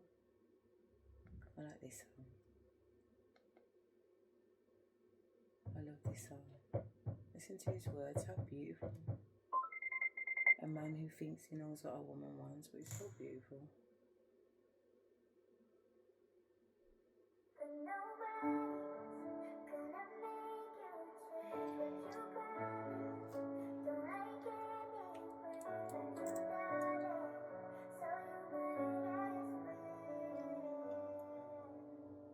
Oh, this lip god, it's really, really good, you know, I like it.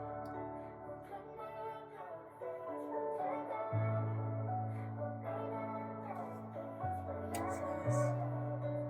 It's purple. I like purple.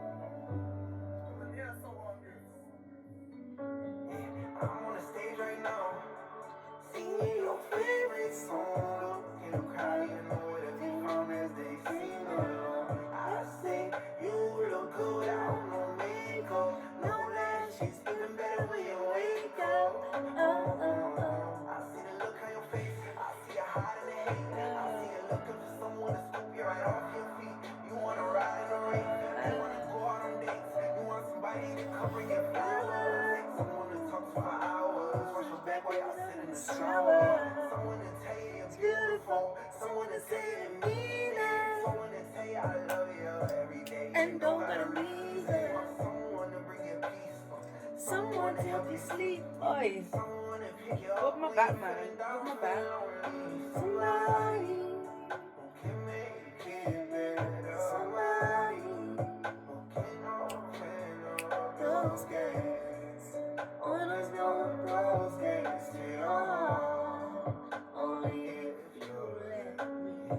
I'm on the stage right now, singing your favorite song. In a crowd, you know where to be from as they sing along. I say you look good without no makeup, no lashes, even better when you wake up. I see the look on your face, I see you looking for peace. I see you tired of the hurt, tired of the pain, tired of the nights where you can't get no sleep. I see you tired thinking about if you cheat, see you tired thinking about if you're leaving, see you tired of being so tired, And your shoulders ain't getting even. who can make it better, somebody who can open up those gates, open up those gates to your heart, only if you let me. I'm on the stage right now, singing your favorite song. Look in the crowd, you know where to be from as they sing along. I say you look good without no makeup, no lashes, even better when you wake up.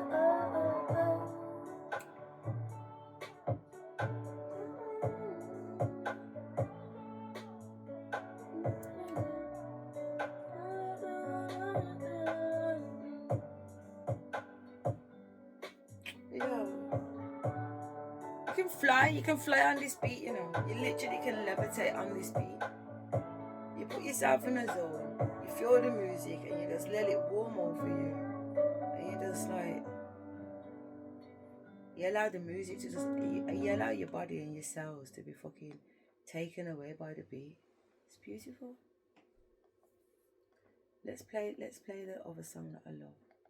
This is Dr. Malachi York's song.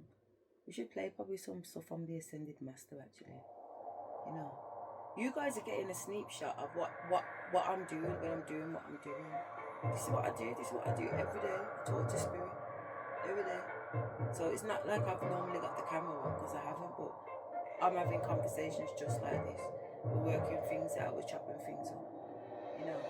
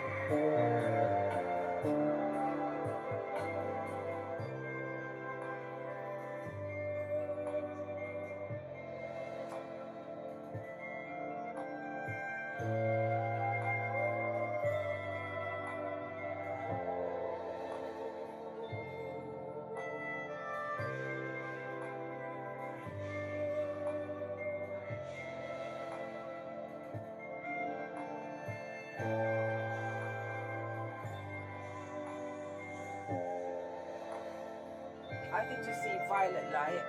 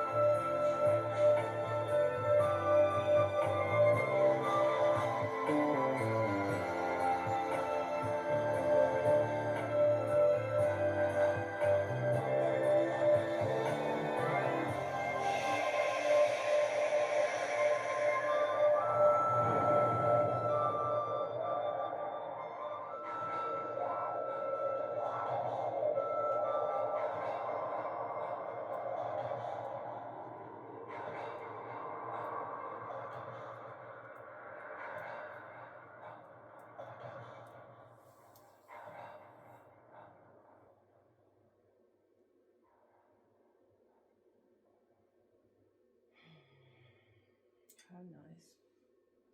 How nice to be surrounded in all that purple light. That purple lilac-y light. It's really pretty. Really pretty.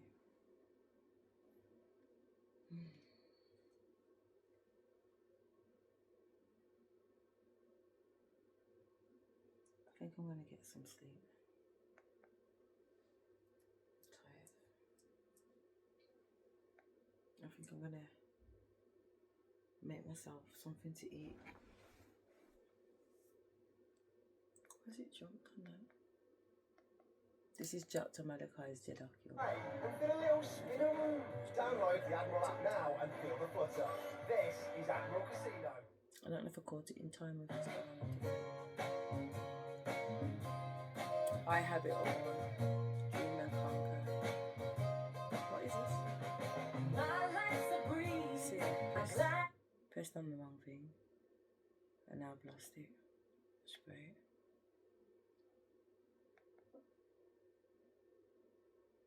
I like this song.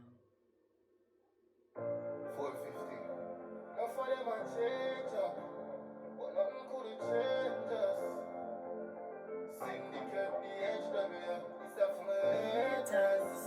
No time for no failure. If I had to know my way plan, who know I go there way long. So keep telling me that on a journey. Give my heart to some people when I serve it. Give my heart to a girl when I deserve it. Them same one ain't up behind me. My mother told me in her hair. She said, "Keep yourself because nobody like a savior." So I'm on for the full life of first thing. Free up. It's a job I'm in her hair. I beg you, you live your life. No matter what you do, them a go criticize. See, when I started driving, they're going on like the 8 me. My family are funny, you know. Family are funny, man. None of them congratulate, none of them come to my wedding apart from one cousin. Not one wedding present, nothing. Imagine. I look nothing from you, but imagine you get married and nobody in your family buys you a wedding gift.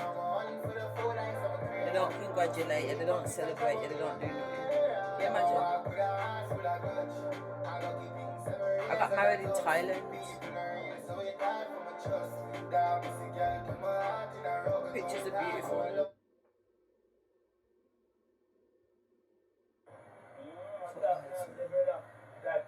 I like this song too.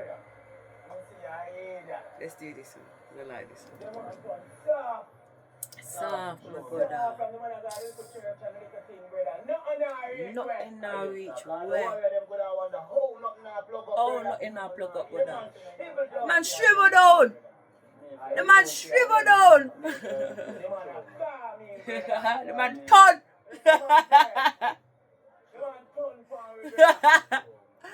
I think it's so funny. If you can understand, it's very funny. I know that you said daddy. I know that you said daddy. Wah, wah, wah. No, that you said dada. You man I get weak. Badness. Give it down. I know that you said dada. I like me I tell. Hey, I love Jamaica. I say I love being Jamaican. That's why they're a proud country, you know. They just feel so good. I don't know what it is. Listen, poor like an Eskimo. Tell you, man, I love Jamaica. Hey.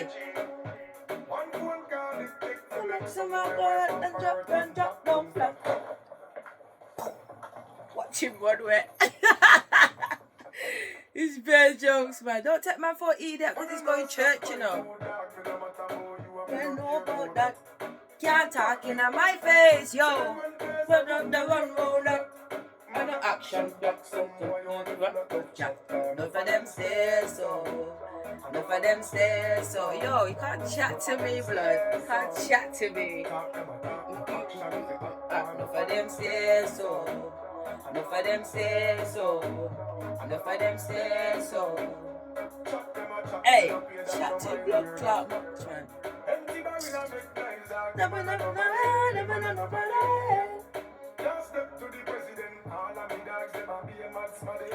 Hey, mad somebody you get on. Head no good like predator to blood clot. I thought it was alopecia. My ancestor said, nah man, you're avatar blood. You're a predator. You just don't know. You're a predator. So I don't care if you don't like me. I don't look the way I look for you. I look the way I look for the ancestors. When I look in the mirror, I see my ancestors. You see what my ancestors look like? Yeah, I'm saying I look like my ancestors. Who do you look like? You know your ancestors. We don't care about that. We don't care about that, man. I don't care about the things that you care about. I don't care about the things that others care about. Full of big. Say so. Hey, enough of them say so. Enough of them say so. Hey, talk man. No action to back that. No action to back it. Just chatting, man. Just chatting. How about you shut your mouth? step to make some man pop off for earth and drop down slack.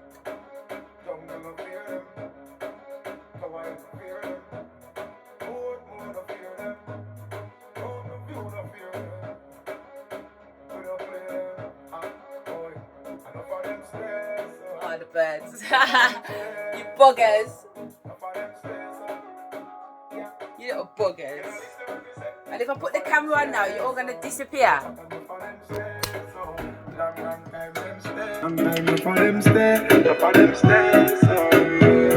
Yeah, they're all gonna disappear, the bastards.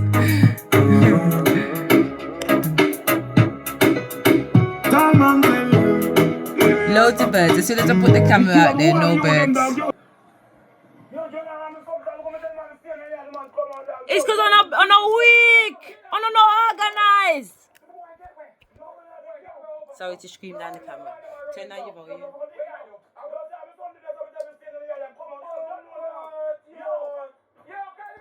Organized. Get with. Pop. Shut your mouth, man. You love chat too much.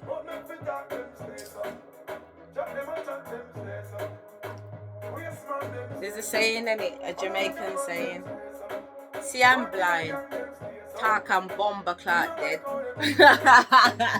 Let's just shut your mouth, man. Shut your mouth, man, because your mouth stink, man. That's what my granddad used to say to my dad when they in argument. I couldn't believe it. Couldn't believe it. I'm in the house. That's because Tasha was there. Tasha, in fact, I don't even think I was there. That's a lie. I weren't there. I mean, don't get me wrong. I've been there when my granddad and my nana got into it. And I'm like, fucking hell, you two. They have to put you both on the naughty step. My nan would phone me with drama about my granddad. My granddad would phone me about drama about my nan. And I think, yo, these are the conversations that me and my husband are having. Is this right? Am I going to be having these stupid, dead conversations about who bought what and who's paying what right up until my 80s and my 90s? Because that can't go on for me. And I'm listening to my nan and granddad, and that's the stupid conversations they're having. My nan buys everything. She's got 3 of everything, more or less. And my granddad's like, why does she have to have so much stuff? You understand me? She don't realise that she's, you know, even though she's in the kitchen and doing whatever, or not even. But the cooker has to run on electric, the fridge has to run on electric and rotate there. But my nan's like, what's he talking about? This a house, it's a home. You know what I mean? And these are the conversations that me and my ex-husband used to have. Like, what are you talking about? I don't understand what you're talking about. He come back with a box of money, however many thousands of pounds, and it was under the bed, and he went into hospital. And it's like, I'm going into hospital, but guess what? There's money under the bed if you need anything. Get what's needed. So I thought, well, to be honest, the house could do with a bit of a upgrade. You know what I mean? And there's enough money in the box to do that. So I just thought, you know what? I'm gonna redo the kitchen. I'm gonna tell him buy shoes and handbags. I could have bought shoes and handbags. Let's not forget that. I could have bought shoes and handbags. I didn't. I thought, you know what? His house is so downgraded. I'm gonna bring up the house. You know what I mean? Let me redo the kitchen, and put down some flooring. Like the kid's nan, her partner has a carpet shop and furniture shop, and he does all the wood flooring for the pubs. Like the really high-end pubs in the high-end schools. He gets the contracts for them. So his wood is good quality. So he must have done a pub the other day and he had some wood left over. Now this wood, it's got like 10 years guarantee on the wood. Never mind. You know what I mean? Because they know that the wood is good. And all you have to do is just sand off the top and you're good again. You know what I mean? Because it's proper stuff. So I was like, oh yes, please. I'll have that. Put that down in the house. So he did. So while my mum was in hospital, I changed up a few things, because when he was in hospital for a very long time. You have to understand, this man was a sick man. He's a sick man because he's so evil and his heart's so dirty. What happens in the spiritual comes in the physical. So he's living out his spiritual self within his own physical health in the 3D. And this is why his heart's falling apart. And there's me healing him. No matter what I do to heal him, the man deliberately makes himself sick. He's on a suicide mission. Oh, 2 birds. Yeah, he's on a suicide mission, man. But, you know, it is what it is. They're telling me to change the conversation. So what was I talking about before that?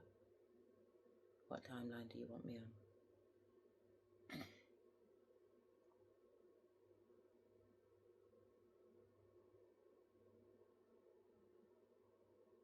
Yeah, so Tasha at my nan's. So my nan and my granddad are arguing. Thank you. My nan and my granddad are arguing. And Tasha's telling me the story about the arguing. And apparently granddad turned around and says to Nanny, shut your mouth, because your mouth stink. And we've laughed about that for years because it's just so funny. Granddad was such a funny man. He was naughty to you know.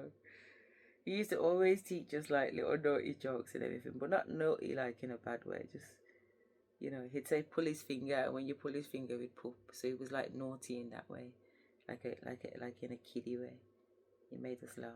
He made me laugh anyway. I thought my granddad, I would say, is the funniest man I've ever met. You know, my dad's funny too, and my ex-husband's pretty funny too. Can't lie, he has made me laugh over the years, but nobody can beat my granddad, and I love to laugh, man. And I have a different type of sense of humour. Like what I find funny, you might not find funny, because that's pretty ugly. That's pretty common for me. I say something and I mean it in jest, and the whole room's gone quiet, and I'm like, what the fuck did I say? What did I say? You know what I mean? But I can definitely feel that there's been an energy shift. So my humour is not everybody's humour. I get that. But I like my humour. My humour as, look at that. 1, 2, 3, 4, 5, 6. Look. You little buggers.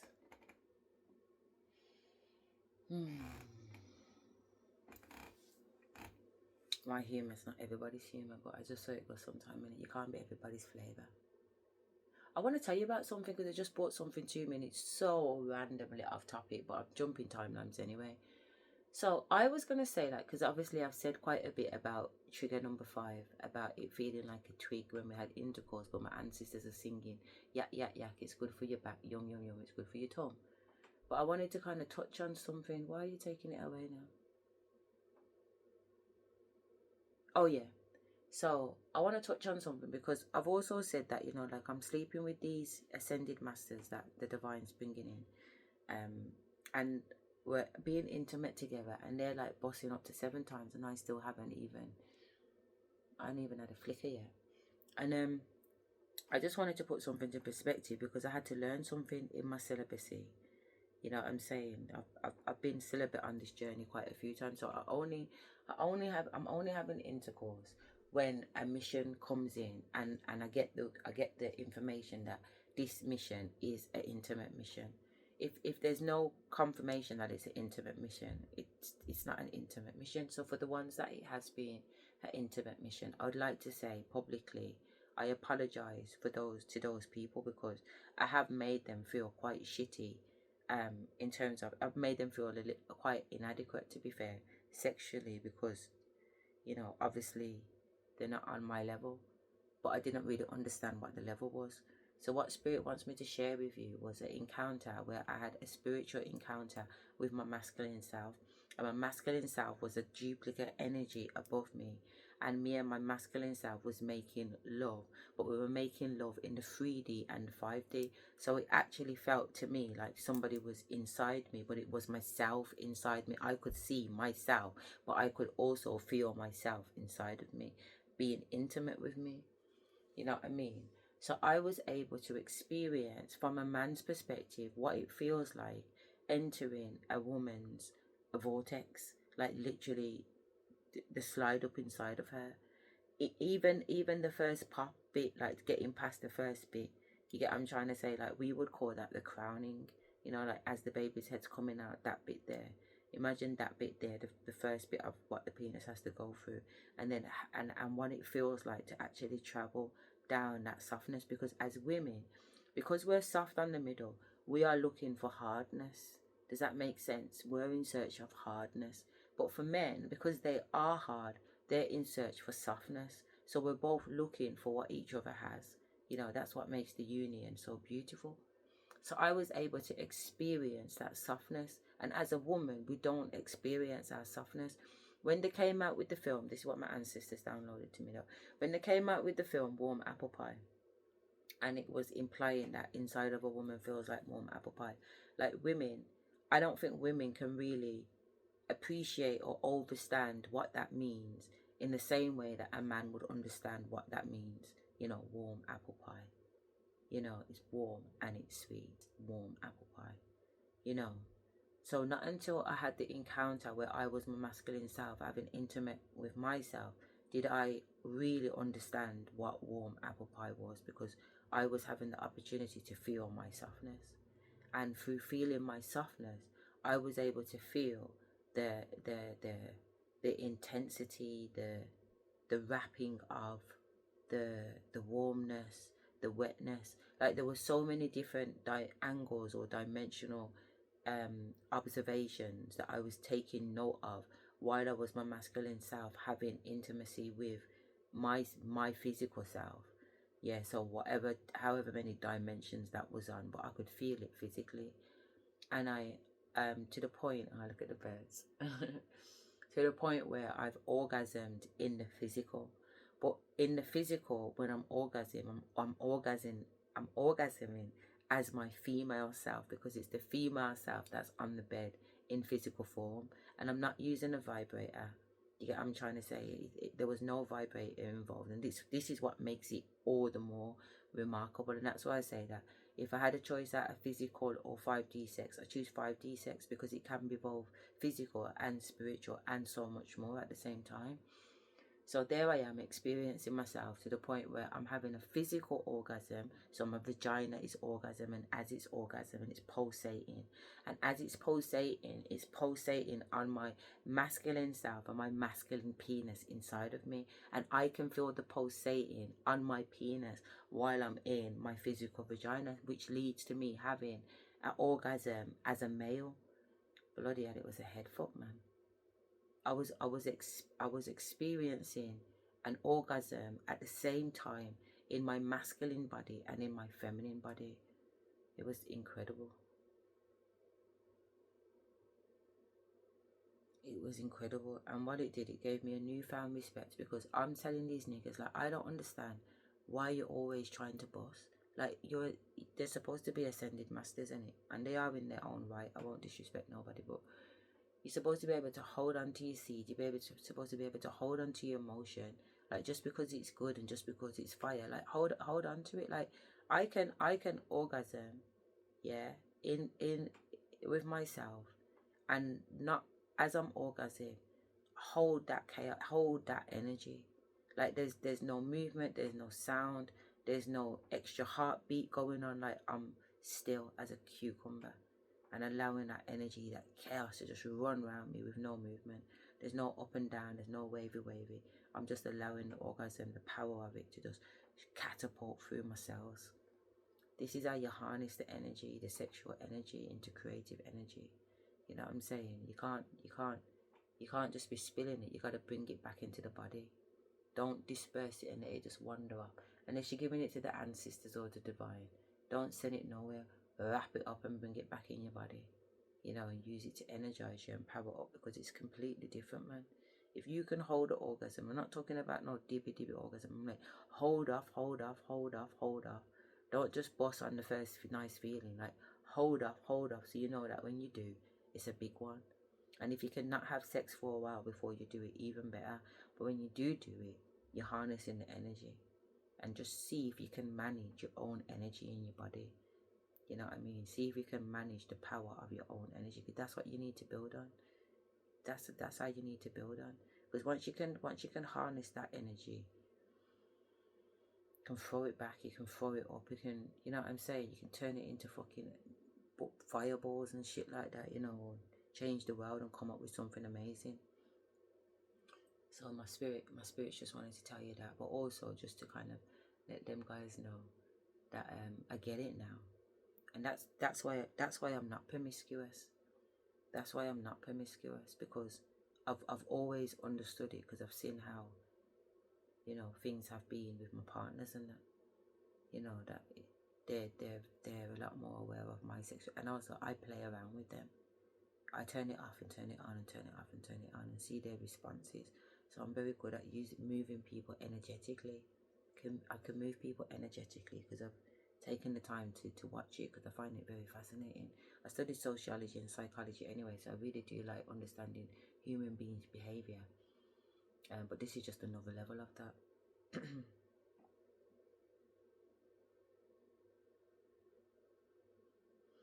I said to Spirit before I started filming, I was like, I don't even know what I'm gonna say. I'm not gonna have anything to say. And Spirit said, "Don't be mad. You love chat. You're gonna not know when to fucking turn off." And I'm like, I want to turn off the camera because I'm like 150. That's completely okay.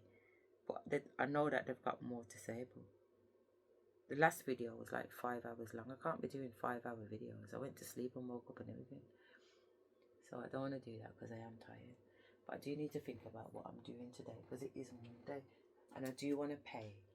I've got accredited courses, and I just want to settle my account because I should have settled it before I went to Bali, but the questions I'm answering the questions I asked didn't get answers. So, you know, but when I was in Bali, they'd emailed and said, "We're ever so sorry. This is the information that you was looking for." And I was like, "You know what, John, it's absolutely fine. But I just wanted the information before I made a move." And he was like, "That's absolutely fine." I said, "Well, I'm in Bali now, but when I get back, I'll settle." And he said, "Absolutely." So I've been back from Bali on Thursday. Obviously, I was resting. Friday, I had the court hearing. Saturday, obviously, they're not open. So today, Monday, is the first opportunity, really. I do need to get through to Alex too. Dear Asherah, the climate fundamentals haven't changed. Regulations are being implemented and companies still need to measure and manage emission, especially in complex sectors like food. I'm sharing an opportunity to co-invest in a high-growth, compliant-led carbon reporting platform built specifically for the food and drink industry. Reply food for details. Food companies fast-growing regulatory, the SECR and the CSRD, and customer-driven pressures to report supply chains emission accurately. No, that's not something I'm interested in. Co-finder, they found me a match. This guy's applied before. He's from Alicante. I've been to Alicante in Spain. That's where me and my ex-husband was supposed to buy our first house, but I just met him and he was talking about buying a house. But the way he was moving, he was putting down deposits. Look at all those birds. Look at all those birds, man.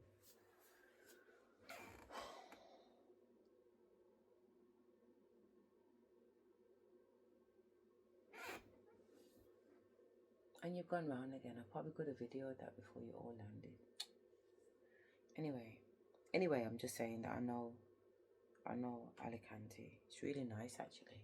The only thing is, when we went, it was during the time. So I met him in 2005. So it must have been around that time. But there was a very, very bad housing recession in Spain. And all these houses were being built, but they had to put a stop on it. So I don't know whether or not it was a law that changed or tax or whatever, but they ended up in big trouble, man. And a lot of the English people that lived there were looking to get out. Software engineer with solid experience in creating complex web applications and leading small teams in different project types, outsourcing, enterprise and startup. Has idea, not set on an idea. Technical, yes. Timing, I'm ready to go full time as soon as I meet the right co-founder. Education, Tara's Shevchenko National University of Kyiv, master's degree in economic cybernetics. That sounds interesting. Employment, day trip senior software developer 2022 to 2023. Roll call senior software developer 2021 to 2022.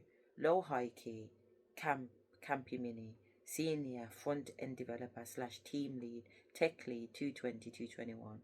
Logistics Limited senior front end developer 19 to 22 2020. 2021 AI technical lead / supervisor JavaScript developer 2018 2020. Leave 19 technical lead supervisor and again JavaScript developer 17 to 18. Impressive accomplishment, successful projects in different areas, free time, traveling, playing, tennis, exploring new technologies. Quality expectations fair, responsibilities engineering, product design.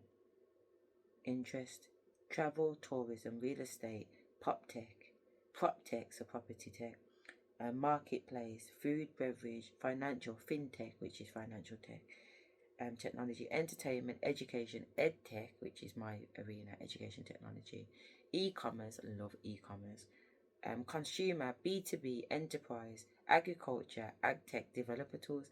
Actually, that doesn't sound too bad, actually. Why did I not? I don't know. I think there was lots going on at the time. Anyway, this one is a technology expert with a track record of successful community SaaS applications delivered. Has an idea, committed to an idea. So he's already committed to an idea. Technical, yes. Timing, I'm ready, already full-time on my startup. Why are you coming in there? He's got a master's in computer science from Georgia Institute of Technology, Atlanta. Okay. Computer science from the University of Massachusetts in Amherst in 2003. Then he's got employment, cloud sales, CEO, 2022 present. Then he's got architect, CEO, and then he's got 2013 present. Then he's got Kofi's. Then he's got Pack Wheels, director engineering, 2008 2012. And then he's got Bloomer, software engineer, 2007. Impressive accomplishments: magna cum laude, department honors in BA, computer science from University. You mentioned them already, babe. Successfully led, developed and launched award-winning web and mobile application reaching multi-million-dollar valuation and acquisition. But you should put which company it is so I can do the research on it. Life story: continuous exploration and drive to achieve vision. Free time, spend time with family, kids, play sports, swimming, and Gato gym. Quality expectations, open to discussion based on milestones, commitment and or investment. Ideal co-founder, looking for someone to help on sales, marketing and growth. For real, mate. For real. Don't know, but I want to go to the dashboard for some reason. Maybe I'll see if I can find my profile. Pending request to founders in your queue meet your requirement. 5,000. What? Don't think so. 5,087. Hardly. You have 4 matches that you haven't met. I've read all of those. How it works. Your matches. View your matches.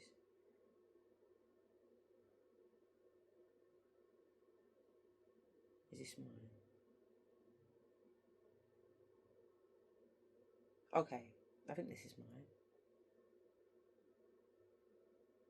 Let's see. I'm looking for a co-founder who shares my passions for education and innovation, particularly in leveraging AI to create impactful solutions. Ideally, this person would have a strong technical background in AI and software development with experience in building user-friendly platforms. Additionally, I value collaboration, open communication, and a shared vision for transforming education. A commitment to inclusivity and understanding the needs of parents and educators would also be essential for our success. Are you looking for a co-founder or who already has an idea? I said no. I want to see co-founders who are not set on a specific idea. Do you prefer either technical or non-technical portfolio? I click technical. Do you prefer to see founders who match up with your timing? I prefer to see founders who match up with my timing, but it's not required. Do you have a location preference? No preference. Have you an age preference? No preference. Which area would you like to co-found in? Engineering design. Do you prefer to match candidates who share your interests? Yes. Artificial intelligence, augmented reality, virtual reality, B2B, enterprise, developer tools, e-commerce, like I said, education, edtech, financial, fintech, non-profit. Then it says, I prefer to match with co-founders who share my interests, but it's not essential. Do you prefer to match with other women? I prefer to match with other women, but it's not required. Number of candidates matching your hard requirements. Number of candidates matching all your preferences. Apparently there's 83. Let me click on it though.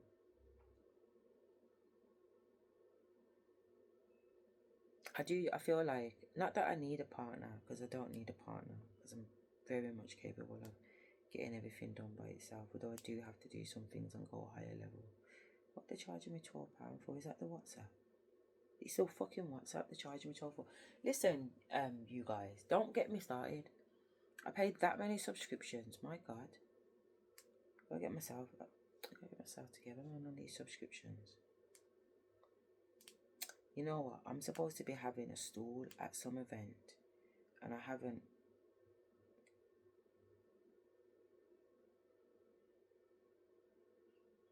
Don't miss out on this fantastic opportunity to attend an engaging session exploring how businesses can use artificial intelligence responsibly and effectively. Focus on how business owners can adopt AI reasonably while staying compliant and competitive. Doesn't sound too bad, and it's at the University of Wolverhampton, which is where my office is based. It's where my business is registered, to be fair. It looks like this, but isn't that Carl George? That is definitely Carl George.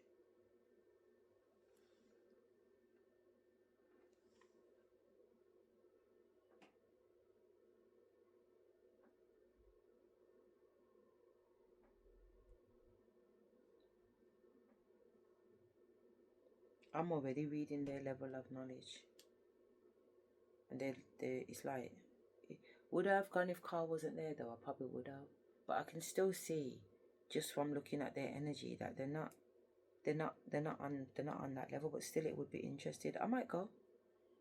Fuck it. The last time I seen Carl George was at the Black Business event at the NEC. There weren't no I wouldn't fucking care anyway, but there weren't no anything. He's a businessman. Do your business. But our paths have always meant to cross almost, because when I was vice chair of BRIG, which is Birmingham Race Impact Group, they kept talking about Carl, like Carl's doing all the governance, but Carl's been doing governance in Birmingham for years, him and Sharon Warrington. But I know governance because obviously I did a master's in governance, and it's always been a passion of mine, but I've never really jumped in it like that because I've always had other things going on. But I like the language of governance. So he set up this governance course, and he wants other countries to buy into this governance thing. But I can't remember all the details about it because it's going back a few years. But anyway, it is what it is. So, like I said, I've been working with AI from when ChatGPT first launched. So I've spent a lot of hours researching AI. I spend a lot of time. Every day I use AI, put it that way. Every day I use AI, even just these little bits on the phone. But when the camera's not on, I've got work going on. I've got the AI running a program right now because I've just developed a new course. Do you get what I'm trying to say? A new course, and they're saying to me, no one's come up with this idea yet, because obviously the AI can search whatever it searches to find out if there's anything else out there. So the AI is telling me that I'm very innovative, but I know I'm innovative because I was trying to explain to you about the solicitors. That's where I was. Thank you. Back on a timeline. I was explaining you about these intellectual property solicitors that I got introduced through the University of Aston. So I met with them while I was at my house. They was online, and it was an online meeting, and it was an online meeting. And, oh, for God's sake, these people.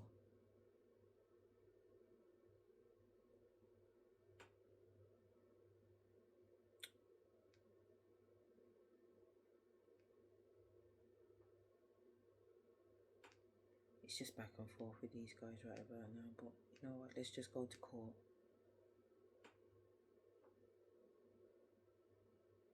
Let's just go to court.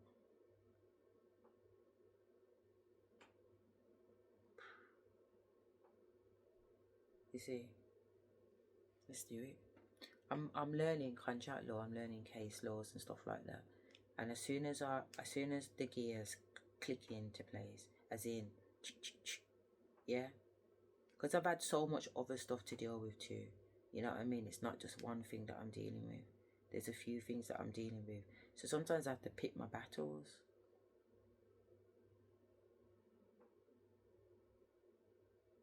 I have to pick my battles, you get what I'm trying to say? It's not every fight I can just get involved with, because there's so much more than that, you know. So even though something might have pissed me off in the 3D, and something might have done this and something might have done that, I just have to simmer myself and be like, at the end of the day, it is what it is, isn't it? So before I was speaking about that, what did you bring me back to? What was the timeline?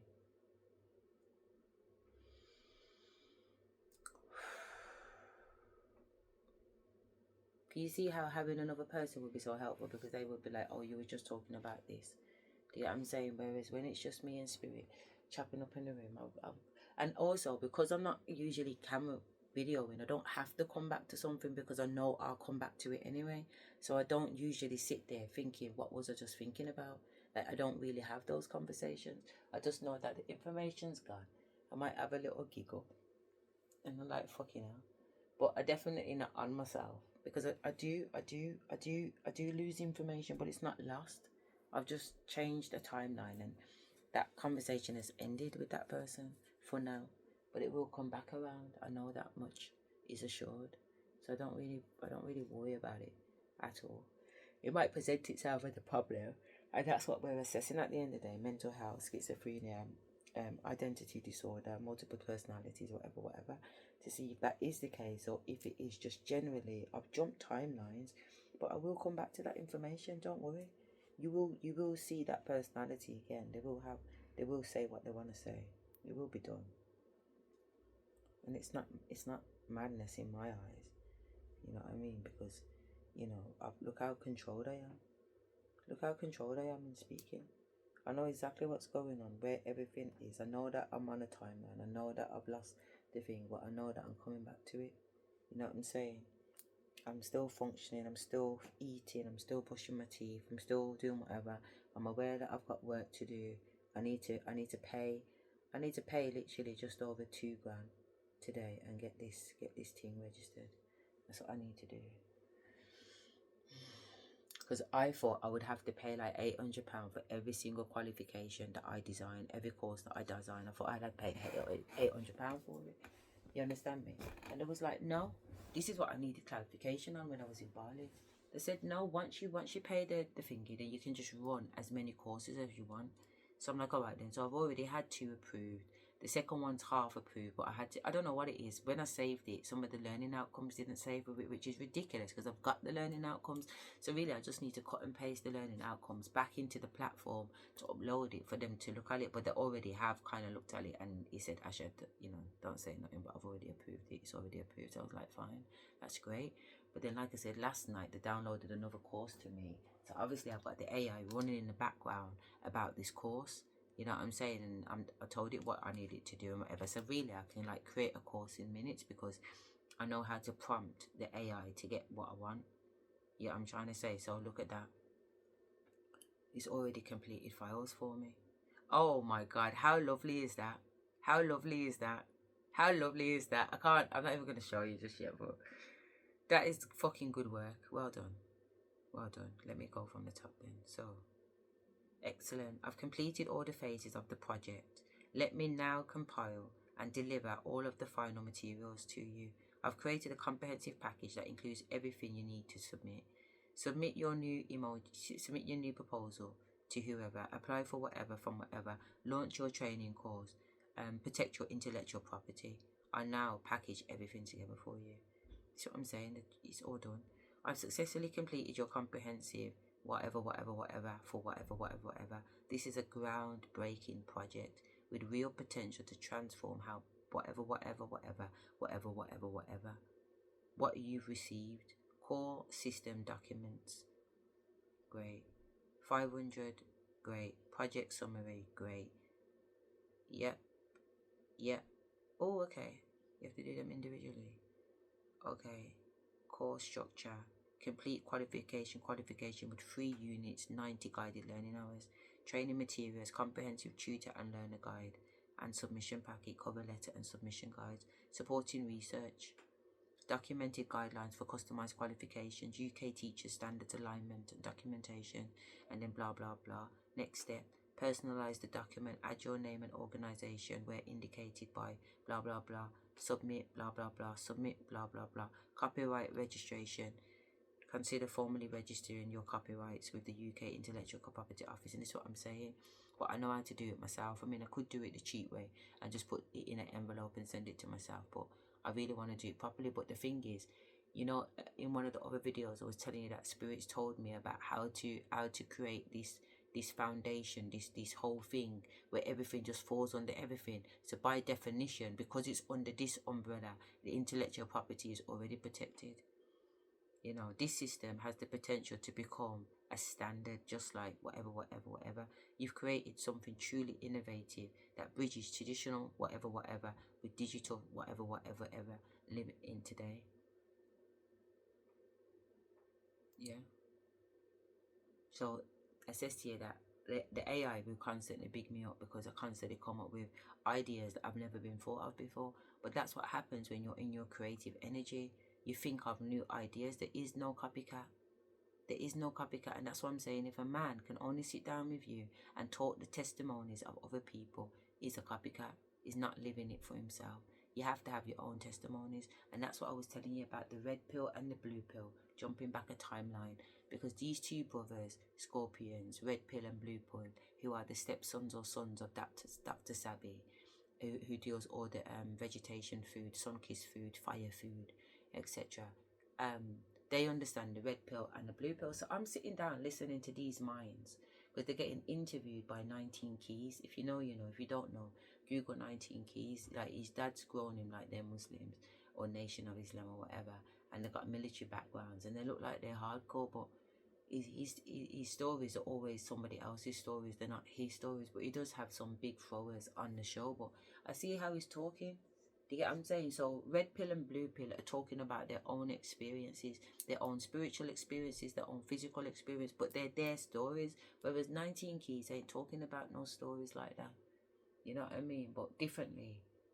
The purple pill is a combination of those three men. So you got the red pill and the blue pill. When you put red and blue together, it automatically becomes purple, doesn't it?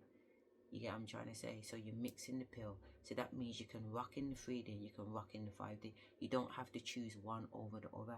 You can have both. That's what you're looking at right now. You're looking at both. I'm operating on a blue pill and I'm operating on a red pill, and I'm absolutely fine. Yeah, I'm having a purple experience. I just said when I was doing my little shamanic movements that I can see all this violet light around me, this violet flame. It's violet because it's a purple pill. It's a purple experience. I love the colour purple. I've said it 1,000 times. All my special things are all wrapped up in purple. You know what I mean?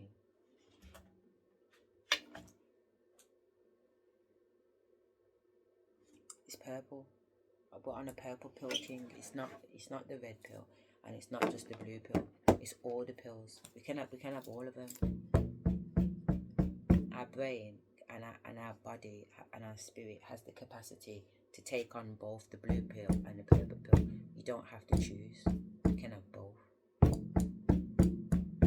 So these videos and the people that I want to assess me are the people that are aware that they're on a purple pill they're on a purple pill wave. You know what I mean? Because it's no longer physical. It's not just physical, and it's not just spiritual.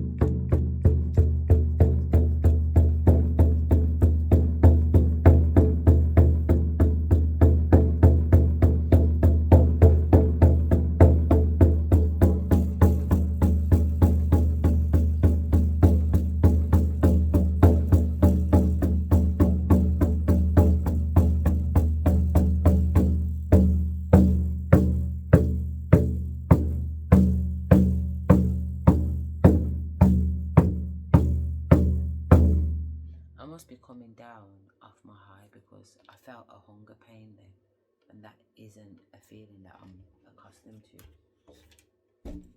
So I must be coming back down to earth because I'm feeling hungry. My earthly body's kicking in.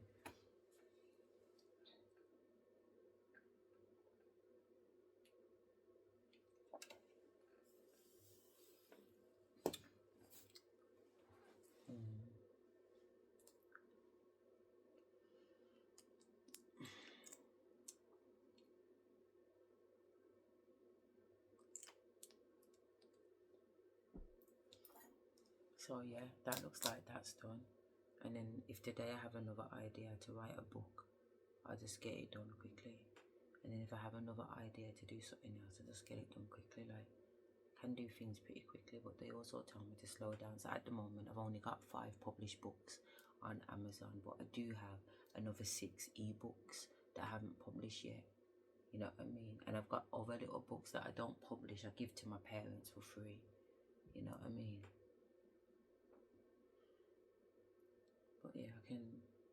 now that I got AI, I can just superhuman speed. I don't have to worry, I can just get things done. Whereas before I was hours and hours and hours of writing, hours and hours of typing. But first of all, I'd write it because I get the downloads, and the downloads would tell me what I need to do, and then I'd get to work and doing it. But it was all manual labour. I really weren't sleeping and I really weren't eating.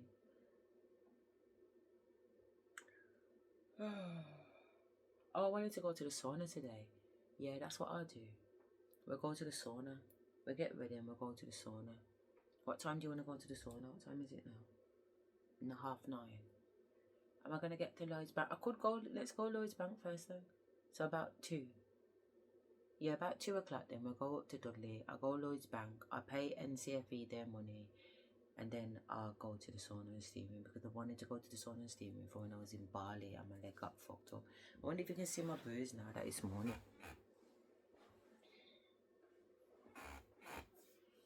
Let's make sure my shorts are pulled down. This ain't no peep show.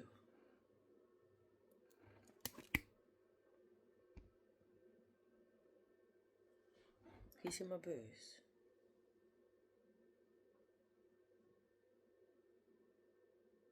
Because I've fallen off this bloody bike, raised up myself. It's still swollen. It's still swollen. It's still sticking out my leg. I don't know if you can see it, but it's bloody swollen. And my elbow got fucked up. And my shoulder got fucked up. A nice pretty skin. Imagine.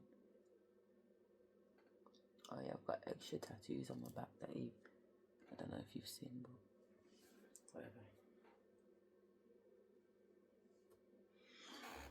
Me fucked up, blood. So yeah, I want to rest off this leg, man. Just take today and just relax. This is what my life looks like. You know what I mean? This is my work. This is my full-time job.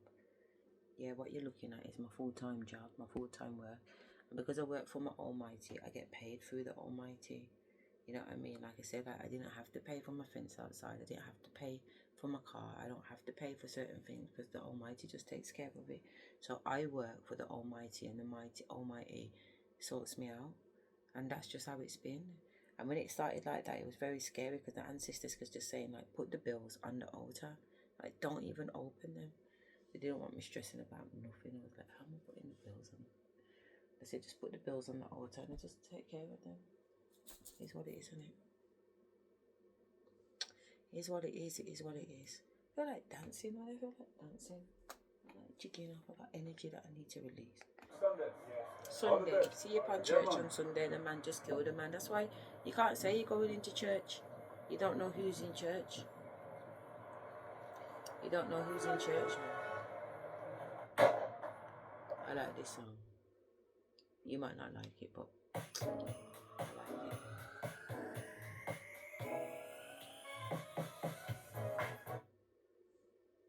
I like big Rastaman old men songs, but this is a good song anyway.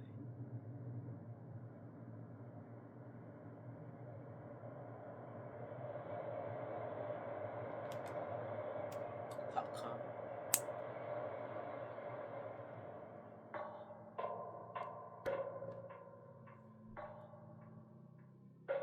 Always thinking about you, Tyrone and Shay. You're never out my thoughts.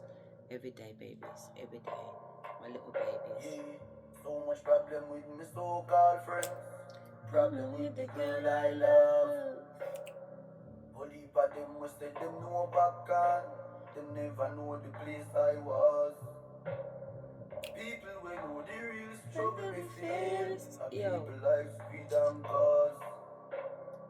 This music is like a battle to me. So much hatred and grudge. In the midst of all its enemies, Jah, you keep me firm and strong.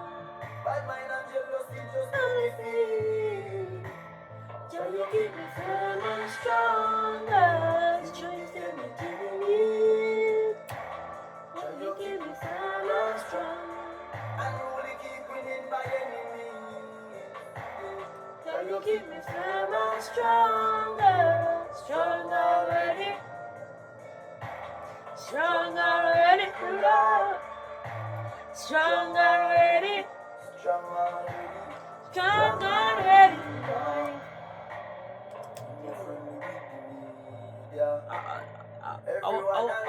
Only God is my friend. I have one friend, and God is my friend. I don't need no more friends. He keeps me busy, man. Is it enough? Is it enough, man?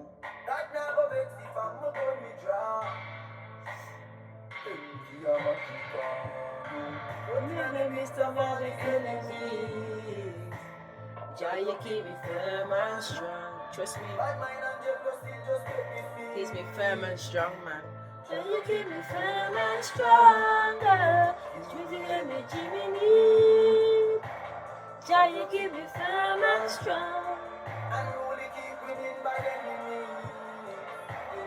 Jah, you keep me firm and Stronger, stronger ready. Yo. Stronger ready tonight. Strong and ready. strong already. Strong already now. Hey, Them no want to see me happy. hey, hey. Them no want to see me make Hey. it up. Oh, why do some photocopy? The most power them gain is with them more. All who are try stop popping. That a sitting when we do. That's enough.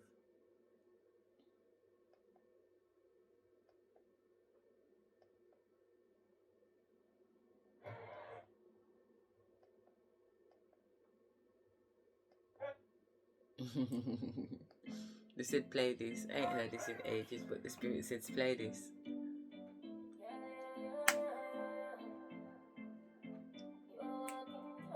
See, I don't even go gym, you know. I don't go gym, blood. I can't even make a fist because I got these damn nails on.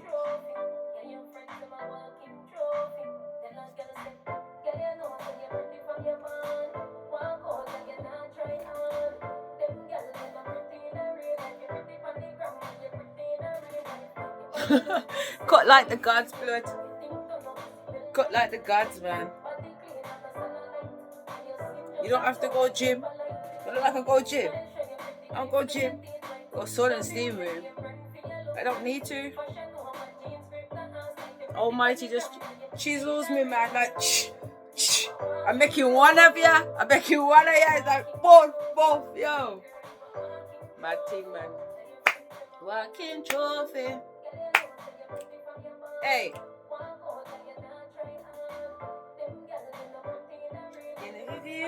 And you're patina. Born good looking.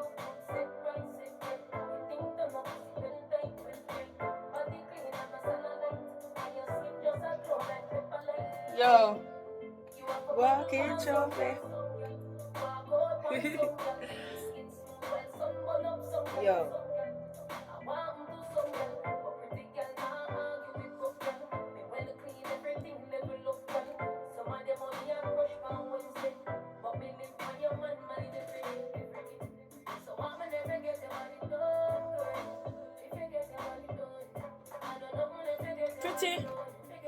Pretty. You're saying pretty, my body not pop down. Because you don't know me. Oh, she's always showing off, baby. You ain't seen me show off yet. Okay, easy. Me day in my pajamas in my bedroom, yeah? You say you're showing off. I ain't even started showing off yet. I really have not started showing off yet. I've never shown off. Never shown off because, you know, I've always tried to hide my light so everybody else can feel comfortable. So I've never been a show off. As much as you might think I'm going on like I'm showing off, I'm not showing off. I'm definitely not showing off. Oh, I like this little live. It was so cute when she started crying. 1 second, sorry. Summer Walker. Summer, my daughter's called Summer, and her nan's name's Walker. Summer Walker just kept coming through, man. I don't know what it is about Summer Walker, Cardi B, and SZA. It's something about you girls. I don't know what it is. And the worst thing is, or the crazy thing is, a couple months ago, SZA came to Birmingham. And my sons and that was taking pictures with her. You like spirit, seriously. That's how close. They say somebody can be 1,000,000 miles away, but guess what? You're 2 phone calls away from them. Literally.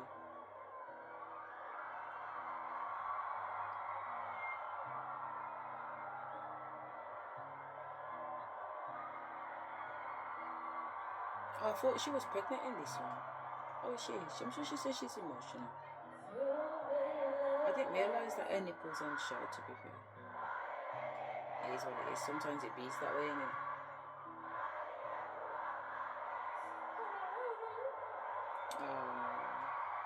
Yeah, you feel bare love. You're overwhelmed by bare love because there's more people that love you than you thought love you. That's what my ancestors are saying about me. They're like, don't worry. They've made out like they don't like her for years and years, but you're going to go around and you're going to meet people that really, really appreciate you and really, really adore you. And you're going to feel love like you've never felt love. Like I've only felt love from the Almighty. I've only felt real love from the Spirit team. You get what I'm trying to say? Even with my children, I know my children love me, but that's a different type of love. Look what she's saying. She's London. I've never got love like this before. I've never been loved like this before. You know, we make it through. I really do appreciate y'all. Let's start over. It's real. Love is real, man. Love is real, man. And love is so real and it's so beautiful.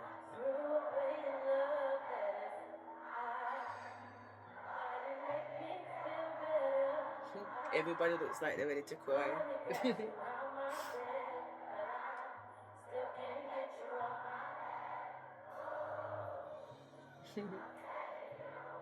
She can't even sing the next line. She's just crying her eyes out. You see, when the Almighty grips you, it's from the soul. You can't stop crying. If a person cannot give you their testimony where they cried and they couldn't stop themselves from fucking crying, don't trust them. It's a red fucking flag. Because I'm telling you, the Almighty will bring you to your face everything that you thought was not possible, and He will make it possible.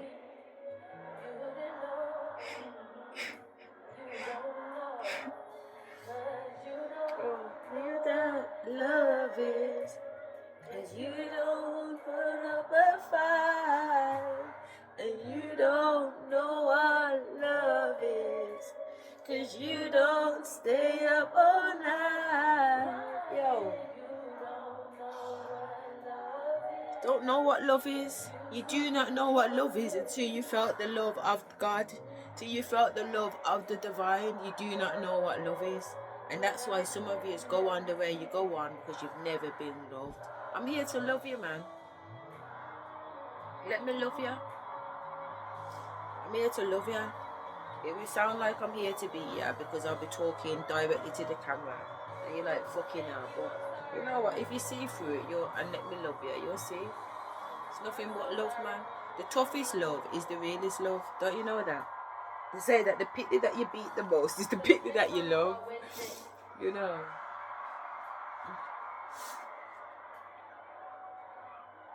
I'm really hard on my daughter. I really am. I have such high expectations for her. She's like, Mom, you don't expect that from the boys or Tyrone and Shay. I said, I know, Summer. But I told you already, like, you. And it's her one left in this house with me right now. I need to just be mindful about certain things. Thank you for that. Oh, shit. It's beautiful, man. You don't know love until you've experienced the Most High's love.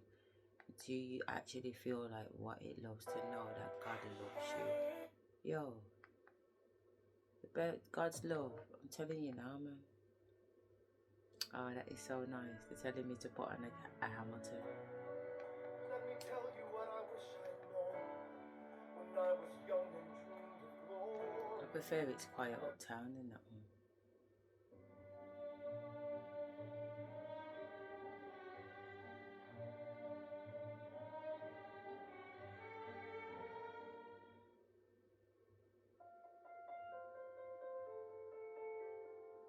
I love these kind of songs. These songs, like, you know, when I'm in my Queen Charlotte energy. Sorry, that's terrible, but Yeah, I was crying, so it created mucus. And then away the unimaginable, run so deep, swing by town, live with the unimaginable garden.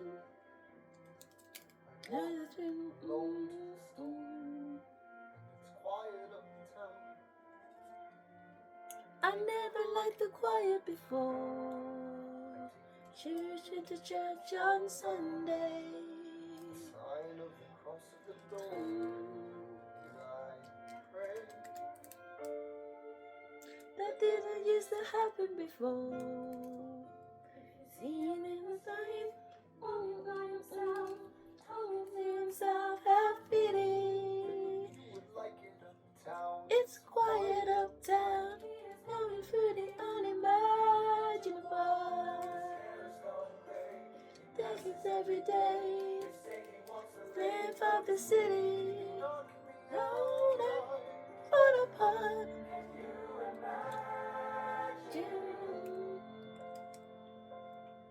So beautiful. I love Hamilton. I love Hamilton. Where we are, look at where we started. The failure to love you, Eliza. Hear me out. That would be enough. If I could Spend this life of mine. if I could trade you life for mine, Ah, you'd be standing here right now, and you would smile. and that would be enough. I don't pretend to know the challenges you're facing. I know there's no Replacing what we've lost. But I'm not afraid. I know who I married. Just let me Deep by your side. That would be enough. Looking at the side, looking at the side, have pity. like it uptown. It's quiet uptown, really unimaginable. Running in the sea, running in the south, taking in the sights of the city.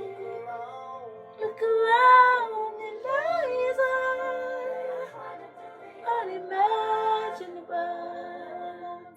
We're so rich, but we still everything to rain. We the earth will never understand.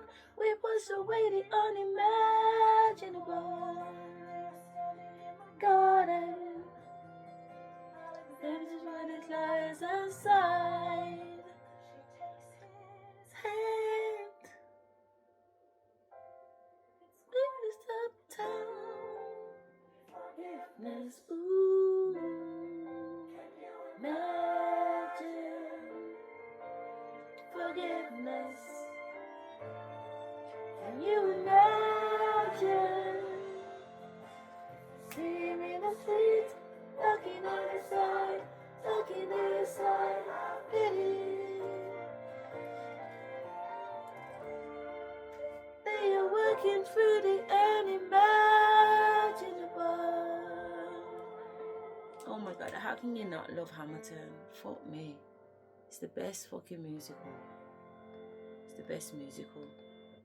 Best fucking musical ever created, in my opinion. Could be wrong because I haven't heard every musical. I heard that The Lion King's really good. I wanted to see The Lion King for years before I even had summer. 1 million fragrances by Rabat. I still haven't seen The Lion King. I will see The Lion King next year. I mean, you know what? I'll see The Lion King this fucking year. That's what I'll do. Go and see my Christmas present is tickets to see The Lion King.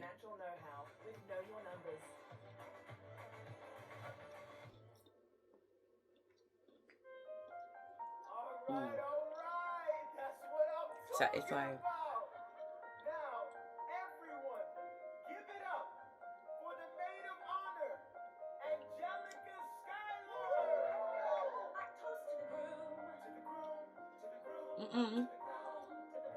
2.5 hours. Okay. We'll finish this and then we'll cut up. To your union, and I hope that you provide. May you always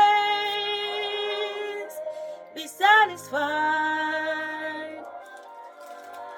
Why?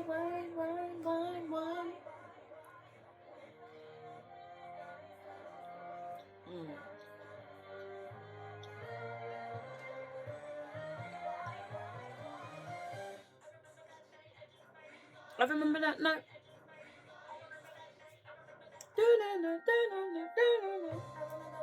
I just might remember that night for the rest of my days. Trying to win our praise. But Alexander, I'll never forget the first time I saw your face. Down everything's the same. Halogen eyes with your hunger pain, hey. And when you said hi, I forgot my damn name. Set my heart aflame, every part of me. This is not a game. As a woman who's never been satisfied, I don't know what you mean. You forget yourself, you're like me. I've never been satisfied, is that right? I've never been satisfied. My name is Angelica Schuyler, Alexander Hamilton. Where's your family from? Unimportant, there's a million things I haven't done. Just you wait, just you wait. Yeah, go.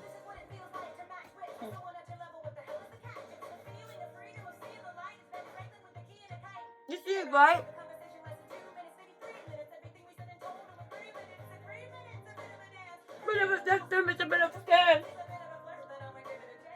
You can understand, sir. You understand, sir?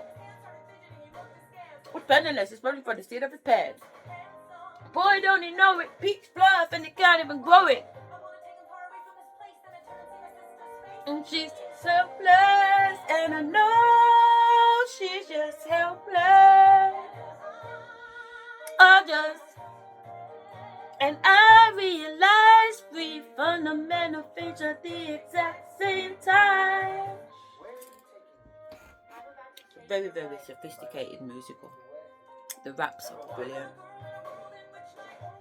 It's the very rich. It's really insidious. Penniless.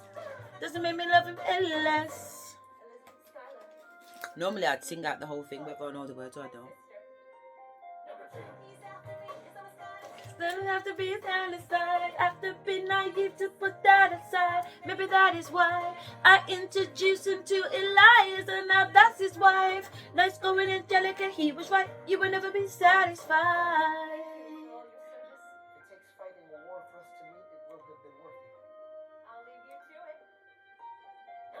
I know my sister like I know my own mind. You will never find anyone so loving of his kind.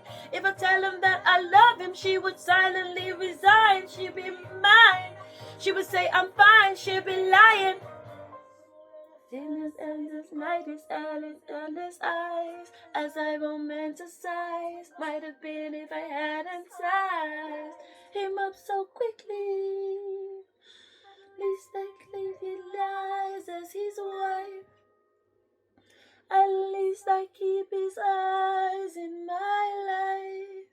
Do do do do do do do do do do. 5 birds, 3 birds, 8 birds. Oh fuck you, and a bunch of birds. Sister, who's always by your side, to your union,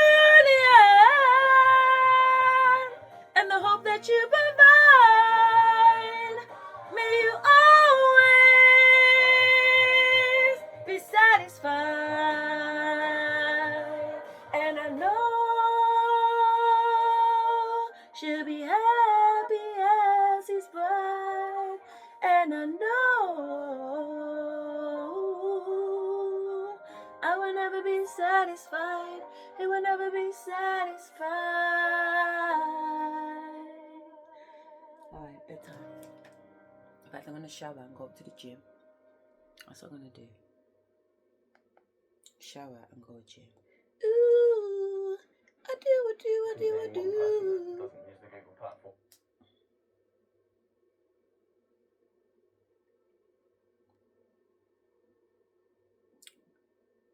Where are my swimming costumes? The swimming costumes are downstairs in the suitcase.